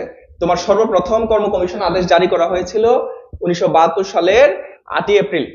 তাহলে এটা আমার একটা এমসিকিউ, এটা আমার একটা এমসিকিউ। আমি এক নম্বর এটা মনে রাখবো যে 1972-এর 8 এপ্রিল, 8 এপ্রিল, ঠিক আছে? 8 এপ্রিল কি হয়েছে, যে বাংলাদেশ সরকারি কর্ম কমিশন আদেশ জারি করেছেন। কে জারি করেছেন? রাষ্ট্রপতি। তাহলে 1972 সালের 8 এপ্রিল প্রথমে কর্ম কমিশন আদেশ জারি করা হয়েছিল। তো এই প্রেক্ষিতে দেখো 1972 সালের 26শে মার্চ থেকে প্রাক্তন কেন্দ্রীয় সরকারি কর্ম কমিশন ও পূর্ব পাকিস্তান সরকারি কর্ম কমিশন বিলুপ্ত হয়। 1970 মানে 71-এর আগে তো আমরা পূর্ব পাকিস্তানের অংশ ছিলাম। তো এই 1972 সালের 26শে মার্চ, তো তোমার ওই 1972 সালের 8 এপ্রিল যে নতুন কর্ম কমিশন গঠন করা হয়েছে, এর আগে ওই যে পূর্ব পাকিস্তান কর্ম কমিশন ছিল ওইটাকে বাতিল করছে 1972 সালের 26শে মার্চ, এটা বাতিল করেই 8 এপ্রিল এটা প্রতিষ্ঠা করেছে, ঠিক আছে? তো কয়টা ছিল? প্রথমে আমাদের কর্ম কমিশন ছিল দুইটা, তাহলে বাংলাদেশ কর্ম কমিশন প্রথম আর বাংলাদেশ কর্ম কমিশন দ্বিতীয়। পরবর্তীতে আবার কত সালে দেখো, পরবর্তীতে হচ্ছে এই যে 1977 সালের 28শে নভেম্বর রাষ্ট্রপতির 57 নং আদেশ বলে ওই দুইটা কর্ম কমিশনের পরিবর্তে একটা কর্ম কমিশন গঠিত হয়েছে, ঠিক আছে? তো সর্বশেষ কি হয়েছে দেখো, যে 1972 সালের 22শে ডিসেম্বর থেকে বাংলাদেশে একটি কর্ম কমিশন কার্যকর হয়েছে, একটা হচ্ছে গঠিত হয়েছে আর একটা কার্যকর হয়েছে। তাহলে 1972 সালের 26শে মার্চ পূর্ব পাকিস্তান কর্ম কমিশন ছিল, ওইটা বাতিল করছে। পরে 1972 সালের 8 এপ্রিল নতুন কর্ম কমিশন আদেশ জারি করেছে রাষ্ট্রপতি। তখন আমাদের কর্ম কমিশন ছিল দুইটা, বাংলাদেশ কর্ম কমিশন একে কি করতো, ওই প্রথম শ্রেণীর কর্মকর্তাদের নিয়োগ দিত। এই যে প্রথম যে কর্ম কমিশনটা ছিল এটা হচ্ছে প্রথম ও দ্বিতীয় শ্রেণীর গেজেটেড কর্মকর্তাদের নিয়োগ দিত আর কি, বাছাই টাছাই করে। আর দ্বিতীয় যে কর্ম কমিশনটা ছিল এটা তৃতীয় চতুর্থ শ্রেণী, মানে আরো নিচের শ্রেণী যারা লো গ্রেডে যারা চাকরি করে, কম টাকার বেতন, হ্যাঁ লো গ্রেড, তো ওই লো গ্রেডের চাকরিগুলা দিতে হচ্ছে দ্বিতীয় কর্ম কমিশন। তো যাই হোক, পরবর্তীতে 1977 সালের 28শে নভেম্বর ওই দুইটা কর্ম কমিশন বাদ দিয়ে একটা কর্ম কমিশনের আদেশ জারি করা হয়, এবং 1981 সালের তোমার 22শে ডিসেম্বর থেকে ওই নতুন একটা কর্ম কমিশন কার্যকর করা হয় আর কি। বলো বুঝতে পেরেছো কিনা? এটা অবশ্যই তোমরা এখানে যে কোশ্চেনটা করেছো, পারভিন আক্তার, তুমি কি 2026 এই বছরের এইচএসসি পরীক্ষার্থী নাকি সামনের বছরের এইচএসসি পরীক্ষার্থী, তুমি এটা একটু বলবা। তোমরা যদি এখন এটা না জানো, এটাই যদি না জানো এটা কোন পেপার, ফার্স্ট পেপার না সেকেন্ড পেপার, তাহলে তো মহা বিপদ। তোমার তো যারা 25-এ পরীক্ষা দিবা 2 দিন পরে, শর্ট সিলেবাস 6টা চ্যাপ্টার আছে তোমাদের ফার্স্ট পেপার সেকেন্ড পেপারে, কোন চ্যাপ্টার আমি পড়াইতেছি এখান থেকে এটা দেখে যদি না বুঝতে পারো, তার মানে তোমার বুঝতে হবে তোমার অনেক ঘাটতি আছে, এখনো গাফিলতি আছে। দ্রুত পড়াশোনা শুরু করো। বলো এটা বুঝতে পেরেছো কিনা বলো। তো এইভাবে এমসিকিউ গুলো পড়বা, একটার সাথে আরেকটা রিলেট করে এমসিকিউ গুলো পড়বা ছোট ছোট নোট করে। এটা বুঝতে পেরেছো কিনা বলো।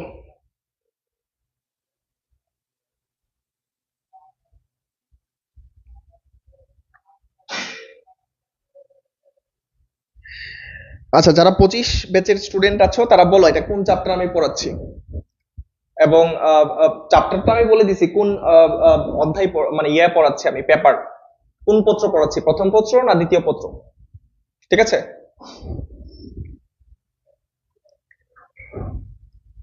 ওকে,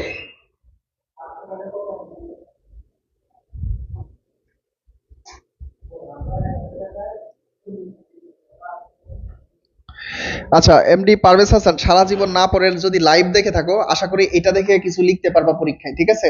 তো লাইভটা যেহেতু দেখতেছো, ভালো করে দেখো। এখন দেখো এই যে কমিশন গঠন, তো এখানে আরো কিছু এমসিকিউ আছে। এটা আমি তোমাদের হচ্ছে দাগিয়ে দিয়ে রেখেছি, কয়জন সর্বনিম্ন কয়জন সদস্য হইতে পারে, কর্ম কমিশনের সর্বোচ্চ কতজন সদস্য হইতে পারে, এটা তোমরা এখান থেকে পড়ে নিবা, ঠিক আছে? যে সর্বনিম্ন 6 জন এবং সর্বোচ্চ 15 জন, একজন সভাপতি সহ কর্ম কমিশনের সর্বনিম্ন 6 জন সদস্য হইতে পারবে। বাংলাদেশ যে সরকারি কর্ম কমিশনের কথা বলা ছিল, ওইখানে তোমার সর্বনিম্ন 6 জন সদস্য হতে পারে এবং সর্বোচ্চ 15 জন সদস্য হতে পারে। এটা একটা গুরুত্বপূর্ণ এমসিকিউ, এটা একটু পরে রাখবা, ঠিক আছে? তো সর্বনিম্ন 6 জন এবং সর্বোচ্চ 15 জন সদস্য হইতে পারে। হ্যাঁ, যারা পড়াশোনা করেছে সবাই বলতে পারতেছে যে আমরা সেকেন্ড পেপার পড়তেছি, পৌরনীতি সুশাসন দ্বিতীয় পত্রের 7ম অধ্যায় পড়ছি। থ্যাংক ইউ ভেরি মাচ যারা আনসার করেছো। ওকে, আচ্ছা, হ্যাঁ, ঠিক আছে। তাইলে এটা একটা গুরুত্বপূর্ণ এমসিকিউ। প্রত্যেকটা 4টা প্রতিষ্ঠানেরই গঠনটা পড়বা ভালো করে। 4টা প্রতিষ্ঠানেরই দেখবা এই মানে এই গঠন আছে, গঠন মানে কয়জন সদস্য থাকে, ওই 4টা প্রতিষ্ঠানে কয়জন করে সদস্য থাকে, এটা একটু ভালো করে দেখবা। কয়জন করে সদস্য থাকে ওটা খুব গুরুত্বপূর্ণ, ঠিক আছে? কয়জন সদস্য থাকে এটা দেখাটা গুরুত্বপূর্ণ।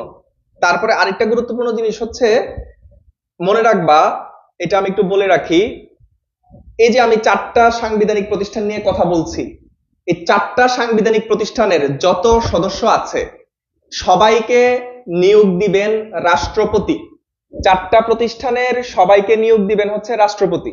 এই 4টা প্রতিষ্ঠানের যত সদস্য আছে, এই 4টা প্রতিষ্ঠানের যত সদস্য আছে, এদের সবাইকে, সকল সদস্যকে, এদের তোমার সকল সদস্যকে তোমার কে নিয়োগ দিবেন বলো? নিয়োগ দিবেন হচ্ছে রাষ্ট্রপতি, ঠিক আছে? প্রেসিডেন্ট বা রাষ্ট্রপতি।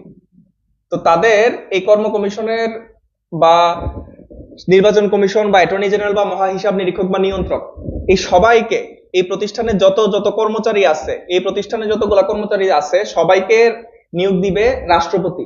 আর তাদের পদমর্যাদা হবে সুপ্রিম কোর্টের বিচারপতির মতো। তাদের পদমর্যাদা কেমন? তোমার হচ্ছে সুপ্রিম কোর্টের বিচারপতির মতো। তাদের পদমর্যাদা একজন সুপ্রিম কোর্টের বিচারপতির যে মর্যাদা, ঠিক আছে? কোর্টের বিচারপতি, তো একজন সুপ্রিম কোর্টের বিচারপতির যে ক্ষমতা বা যে মর্যাদা, তো এই 4টা প্রতিষ্ঠানের সকল সদস্যদের সেম ক্ষমতা এবং সেম মর্যাদা। বুঝতে পেরেছো? তো কার মতো? তাদের মর্যাদাটা কার মতো? সুপ্রিম কোর্টের বিচারপতির মতো। এবং তাদের সবাইকে কে নিয়োগ দিবে? রাষ্ট্রপতি নিয়োগ দিবে। এই দুইটা খুব কমন এমসিকিউ, ঠিক আছে? বলো, এটা বুঝতে পেরেছো?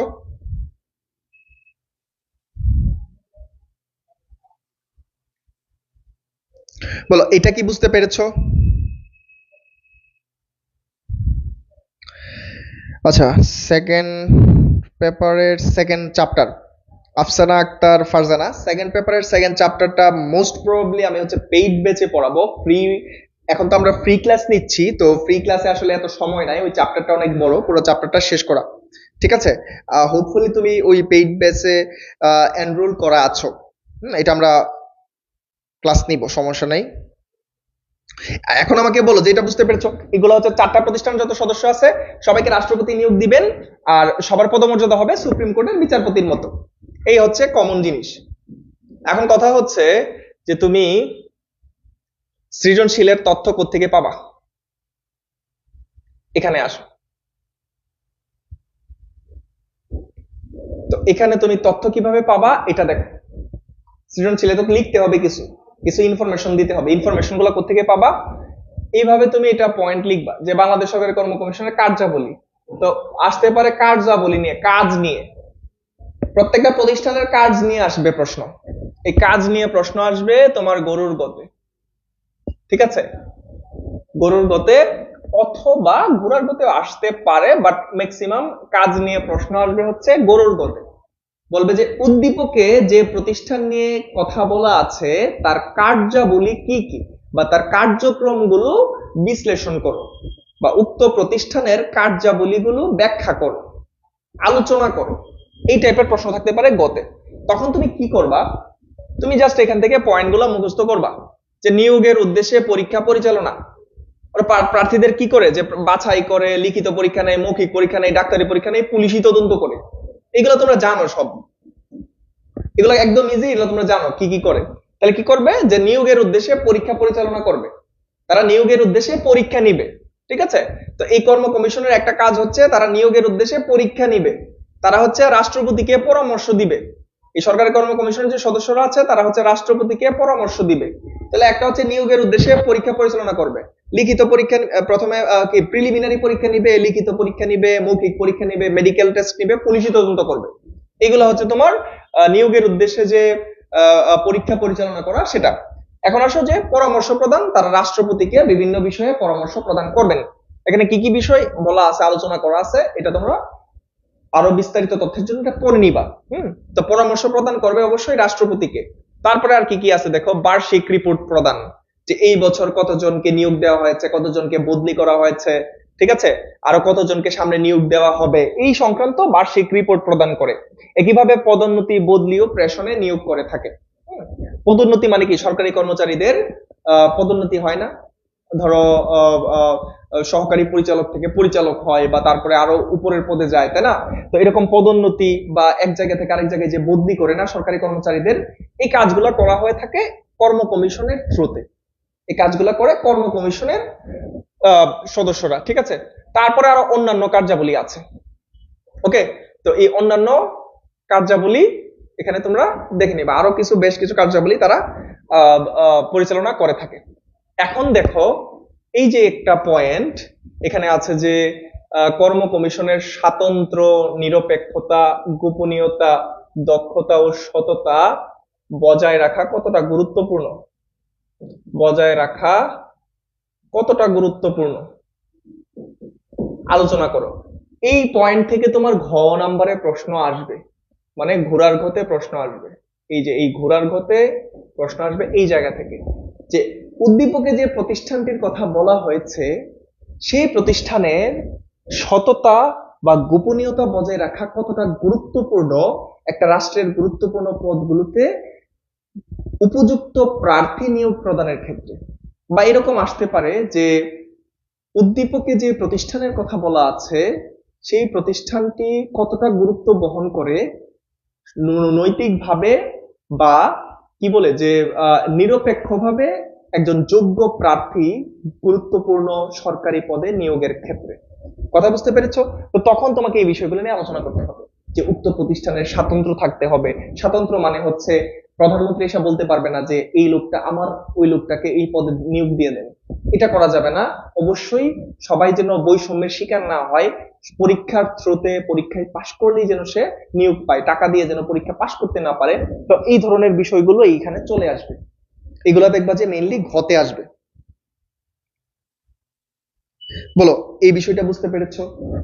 এখন যেটা নিয়ে কথা বললাম, তো এটা তোমরা একটু পড়ে নিবা, ঠিক আছে।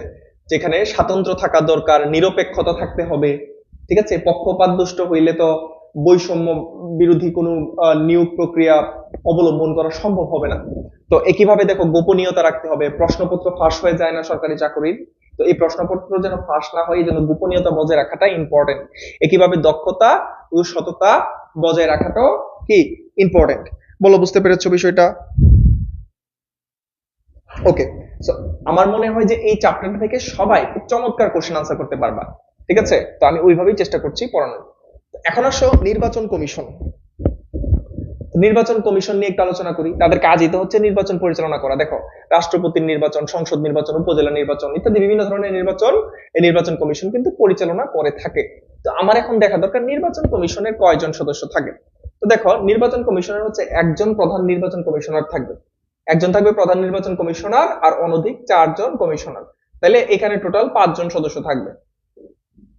তো এই নির্বাচন কমিশনে কয়জন সদস্য থাকবে? টোটাল 5 জন।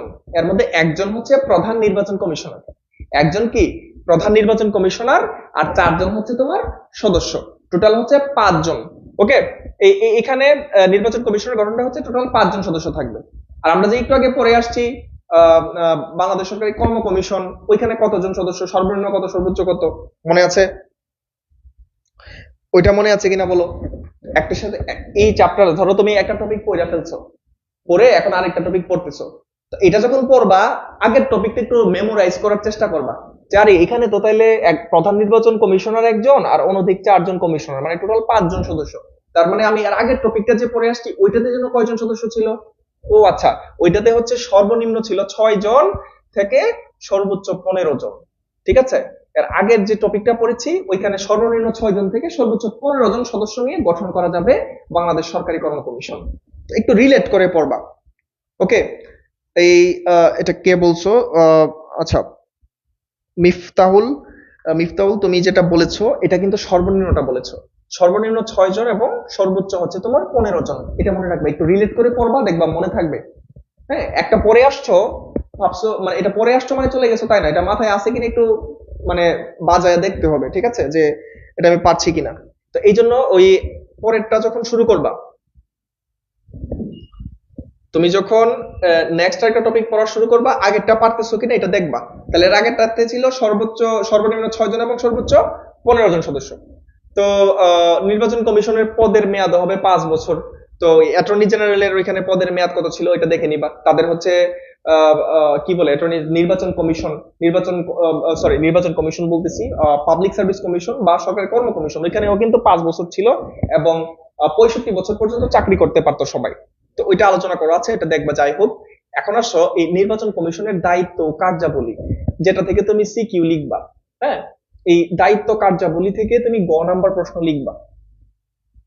ওকে, এখানে আসবে যে উদ্দীপকে যে প্রতিষ্ঠানের কথা বলা আছে তাদের কি কি দায়িত্ব রয়েছে বা তাদের কার্যাবলীগুলো ব্যাখ্যা করো বা বর্ণনা করো বা আলোচনা করো, এই টাইপের প্রশ্ন থাকবে। ঠিক আছে, তো এখানে কি করবে তারা, দেখো রাষ্ট্রপতি যে পদটা আছে আমাদের দেশে, তো এই রাষ্ট্রপতি পদের নির্বাচন তারা পরিচালনা করে। একইভাবে সংসদ সদস্য নির্বাচন পরিচালনা করে, সংসদ নির্বাচনের জন্য নির্বাচনী এলাকার সীমানা নির্ধারণ করে, রাষ্ট্রপতি পদের এবং সংসদ নির্বাচনের জন্য ভোটার তালিকা প্রস্তুত করে। এই যে তোমরা এনআইডি কার্ড পাও, তোমরা এনআইডি কার্ড কিভাবে পাও? তোমাদের আগে ভোটার তালিকা হয়। হ্যাঁ, যে তুমি আসলে ভোটার হওয়ার যোগ্য হয়েছে, 18 বছর বয়স হয়েছে, দেন তোমাকে এনআইডি কার্ড দেওয়া হয়, তোমার একটা ভোটার তালিকা হয়। ঠিক আছে, তো এই ভোটার তালিকাটাও কিন্তু মানে তৈরি করে থাকে নির্বাচন কমিশন। দেখো, এছাড়াও নির্বাচন কমিশনের আরো কিছু কাজ আছে, ওইটাও তোমরা গরুর গর জন্য পড়বা। কি কি আছে দেখো, রাজনৈতিক দলের নিবন্ধন কার্যক্রম সম্পাদন করা, নির্বাচন তফসিল ঘোষণা করা। নির্বাচন তফসিল মানে কি? নির্বাচন তফসিল মানে আগে থেকে বলে দেয়া যে ধরো এই আগামী 2026 সালের জুন মাসে জাতীয় নির্বাচন অনুষ্ঠিত হবে কত তারিখে? জুন মাসের 5 তারিখে। তো এই যে বলে দেওয়া, আলাদা করে একটা ডেট দিয়ে দেওয়া, এটা হচ্ছে নির্বাচনী তফসিল ঘোষণা। তারপরে রাষ্ট্রপতি ও সংসদ নির্বাচনের জন্য বিতরণকৃত মনোনয়ন পত্র গ্রহণ ও বাছাই করা। তো বিভিন্ন ধরনের ব্যক্তিরা, যারা রাজনৈতিক ব্যক্তি, নেতা, তারা কি করবে? মনোনয়ন পত্র জমা দিবে কার কাছে? এই নির্বাচন কমিশনে জমা দিবে। তখন নির্বাচন কমিশন তার এই যে বায়োডাটা আছে এটা পড়বে, দেখবে যে তাকে আসলে রাষ্ট্রপতি পদের জন্য মনোনীত করা যায় কিনা, যে সে নির্বাচন করতে পারবে কিনা রাষ্ট্রপতি পদের জন্য। এরকম বেশ কিছু নিয়ম কানুন আছে, এগুলো সে চেক করে দেখবে। ওকে, তারপরে কিভাবে নির্বাচন আচরণ বিধি ঘোষণা, প্রার্থীর নির্বাচনী ব্যয় পর্যবেক্ষণ করা, অনির্বাচিত তারপরে অভিযোগ, হ্যাঁ, মোকদ্দমা মীমাংসার জন্য নির্বাচনী ট্রাইব্যুনাল গঠন করা। তো এগুলো একটু পড়ে নিবা হচ্ছে গরুর গয়ের প্রশ্নের জন্য, যে নির্বাচন কমিশনের কার্যাবলীগুলো কি কি, নির্বাচন কমিশনের কাজগুলো কি কি। এখন আসো গণতান্ত্রিক সরকার প্রতিষ্ঠায় নির্বাচন কমিশনের ভূমিকা, এটা ঘতে আসবে। এটা তোমার মেইনলি হচ্ছে ঘোড়ার ঘতে এই প্রশ্নটা আসবে। ঠিক আছে, এই যে এই ভূমিকা, হ্যাঁ, এটা হচ্ছে তোমার এই ঘোড়ার ঘতে আসবে। ঘোড়ার ঘতে আসবে যে উদ্দীপকের প্রতিষ্ঠানটি একটি গণতান্ত্রিক রাষ্ট্র প্রতিষ্ঠায় কতটা তাৎপর্যপূর্ণ, বা নির্বাচন কমিশন একটা দেশের গণতান্ত্রিক ধারা বা একটা গণতান্ত্রিক রাষ্ট্র প্রতিষ্ঠায় তাৎপর্যপূর্ণ ভূমিকা পালন করে। তোমার মতামত দিয়ে বিশ্লেষণ করো। তো এই প্রশ্নটা তুমি এখান থেকে লিখতে হবে। বুঝতে পেরেছো? এই ধারণাগুলো তুমি নিয়ে, এই ধারণাগুলোকে কাজে লাগায়া তখন তোমাকে এই প্রশ্ন লিখতে হবে। বলো বুঝতে পেরেছো? এটা একটু কমেন্ট করো যে এটা বুঝতে পেরেছো কিনা, যে ঘোড়ার ঘোটা আসলে কিভাবে আসতে পারে। তো তখন তুমি কি করবা? এই পয়েন্টগুলো মুখস্থ করবা, যে সঠিক ভোটার তালিকা তৈরি করা। হ্যাঁ, ভোটার তালিকা তুমি অ্যাকচুয়াল যতজন ভোটার আছে একটা দেশে, ওই অনুযায়ী তোমাকে কিন্তু ভোটার তালিকা প্রণয়ন করতে হবে। দেখা গেল তুমি মৃত ব্যক্তির ভোটার তালিকা করলা, তাই না? এরকম হয়েছে না বিগত নির্বাচনগুলোতে, যে মৃত ব্যক্তি এসে ভোট দিয়ে গেছে, হ্যাঁ, এই ধরনের কার্যাবলী যেন, ওই ধরনের কার্যক্রম যেন না থাকে। ঠিক আছে? তো এটা আমাকে খেয়াল রাখতে হবে যে এটা আসলে নির্বাচন কমিশন খেয়াল রাখবে যে ভোটার তালিকা ঠিকভাবে প্রণয়ন করা হচ্ছে কিনা। তারপরে সীমানা নির্ধারণ, একটা নির্বাচনী এলাকা থাকে, ঠিক আছে? ওই যে এমপি বা কি বলে সংসদ সদস্যদের নির্বাচিত হয় না, যে বগুড়া 4 আসন, নড়াইল 3 আসন, মানে এই একটা একটা জেলাতে 3-4টা নির্বাচনী এলাকা থাকে। তো ওই নির্বাচনী এলাকাগুলোও কিন্তু এই নির্বাচন কমিশন ভাগ করে দেয়। ঠিক আছে? তারপর নির্বাচন আচরণ বিধি, তুমি নির্বাচনে অংশগ্রহণ করেছো, অংশগ্রহণ করলে তোমাকে কি কিছু আচরণ বিধি তোমার নির্বাচন কমিশন দিয়ে দিবে। ওই আচরণ যদি মেনে চলো তাহলে তুমি নির্বাচনে অংশগ্রহণ করতে পারবে, আর আচরণ যদি ভঙ্গ করো তাহলে তোমাকে নির্বাচন করতে দিবে না নির্বাচন কমিশন। তো এই জিনিসগুলো তোমাদের একটু পড়ে নিতে হবে।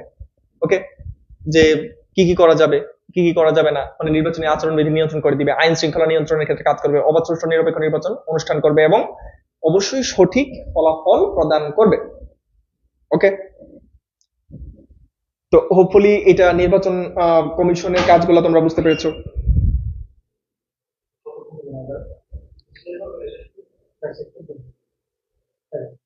হুম?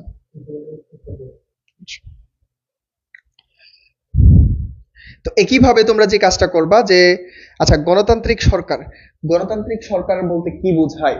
গণতান্ত্রিক সরকার হচ্ছে ওই যে ভোট প্রদানের মাধ্যমে গণতান্ত্রিক পন্থায় যে সরকার নির্বাচিত হয়। ফর এক্সাম্পল, একটা দেশে অনেকগুলো রাজনৈতিক দল থাকে, সবগুলো রাজনৈতিক দল একটা জাতীয় নির্বাচনে অংশগ্রহণ করে। তখন ওই জাতীয় নির্বাচনে যে রাজনৈতিক দলটা, ধরো একটা দেশে 5 লাখ ভোটার আছে, এই 5 লাখ ভোটারের মধ্যে যে রাজনৈতিক দলটা সবচেয়ে বেশি ভোট পায় সেই রাজনৈতিক দলটাই কি নির্বাচিত হয়। এই যে এখানে ধরো যে দলটা নির্বাচিত হয়েছে সে 4 লাখ ভোট পেয়েছে, আর যে দলটা নির্বাচিত হয়নি বা যে দলগুলো নির্বাচিত হয়নি তারা বাকি 1 লাখ ভোট ভাগ ভাগ ভাগ বাটোয়ারা করে পেয়েছে। তো এখন দেখো, মানুষ সবচেয়ে বেশি যাদেরকে ভোট দিয়েছে তারা নির্বাচিত হয়েছে, এটাকে বলে গণতান্ত্রিক সরকার। মানে সব থেকে বেশি মানুষ যে রাজনৈতিক দলটাকে চাবে সেই রাজনৈতিক দলটা সরকার গঠন করবে। কথা বুঝতে পেরেছো? ওকে, একইভাবে তোমরা অ্যাটর্নি জেনারেলের অংশটাও পড়ে নিবা, অ্যাটর্নি জেনারেলের কার্যক্রমগুলো পড়ে নিবা, এবং সর্বশেষ থাকে তোমার দুর্নীতি দমন কমিশন, যেটা হচ্ছে তোমার কি আর মহা হিসাব নিরীক্ষক এবং নিয়ন্ত্রকের, এটাও পড়ে নিবা। আর দুর্নীতি দমন কমিশন যেটা আছে এটার গঠন সবকিছু আলোচনা করা আছে, সবকিছু হাইলাইট করা আছে, এবং এটার দুর্নীতি প্রতিরোধে দুর্নীতি কমিশনের ভূমিকা, তারপরে দুর্নীতি দমন কমিশনের কার্যাবলী, এর আগের টপিক গুলোতে যেরকম আমি কার্যাবলী বলছি ওইরকম ভাবে একইভাবে তুমি কার্যাবলী গুলো পড়বা, আর একইভাবে তোমার এই ওই প্রতিষ্ঠানের ভূমিকাগুলো পড়বা। ঠিক আছে? তো আজকে অলরেডি তোমরা ইংরেজি ক্লাস করেছো, আর আজকের ক্লাসটা তাহলে আর দীর্ঘায়িত করতে চাচ্ছি না। তো এইভাবে তোমরা যদি আসলে পড়ো, এই টেকনিকটা, এই মেথডগুলো অ্যাপ্লাই করে যদি পড়ো, তাহলে একটা ভালো প্রিপারেশন তোমরা আশা করি যে নিতে পারবা। তো এই পর্যন্তই আজকে তোমাদের কাছ থেকে এখনই বিদায় নিচ্ছি। সবাই ভালো থাকো। আসসালামু আলাইকুম।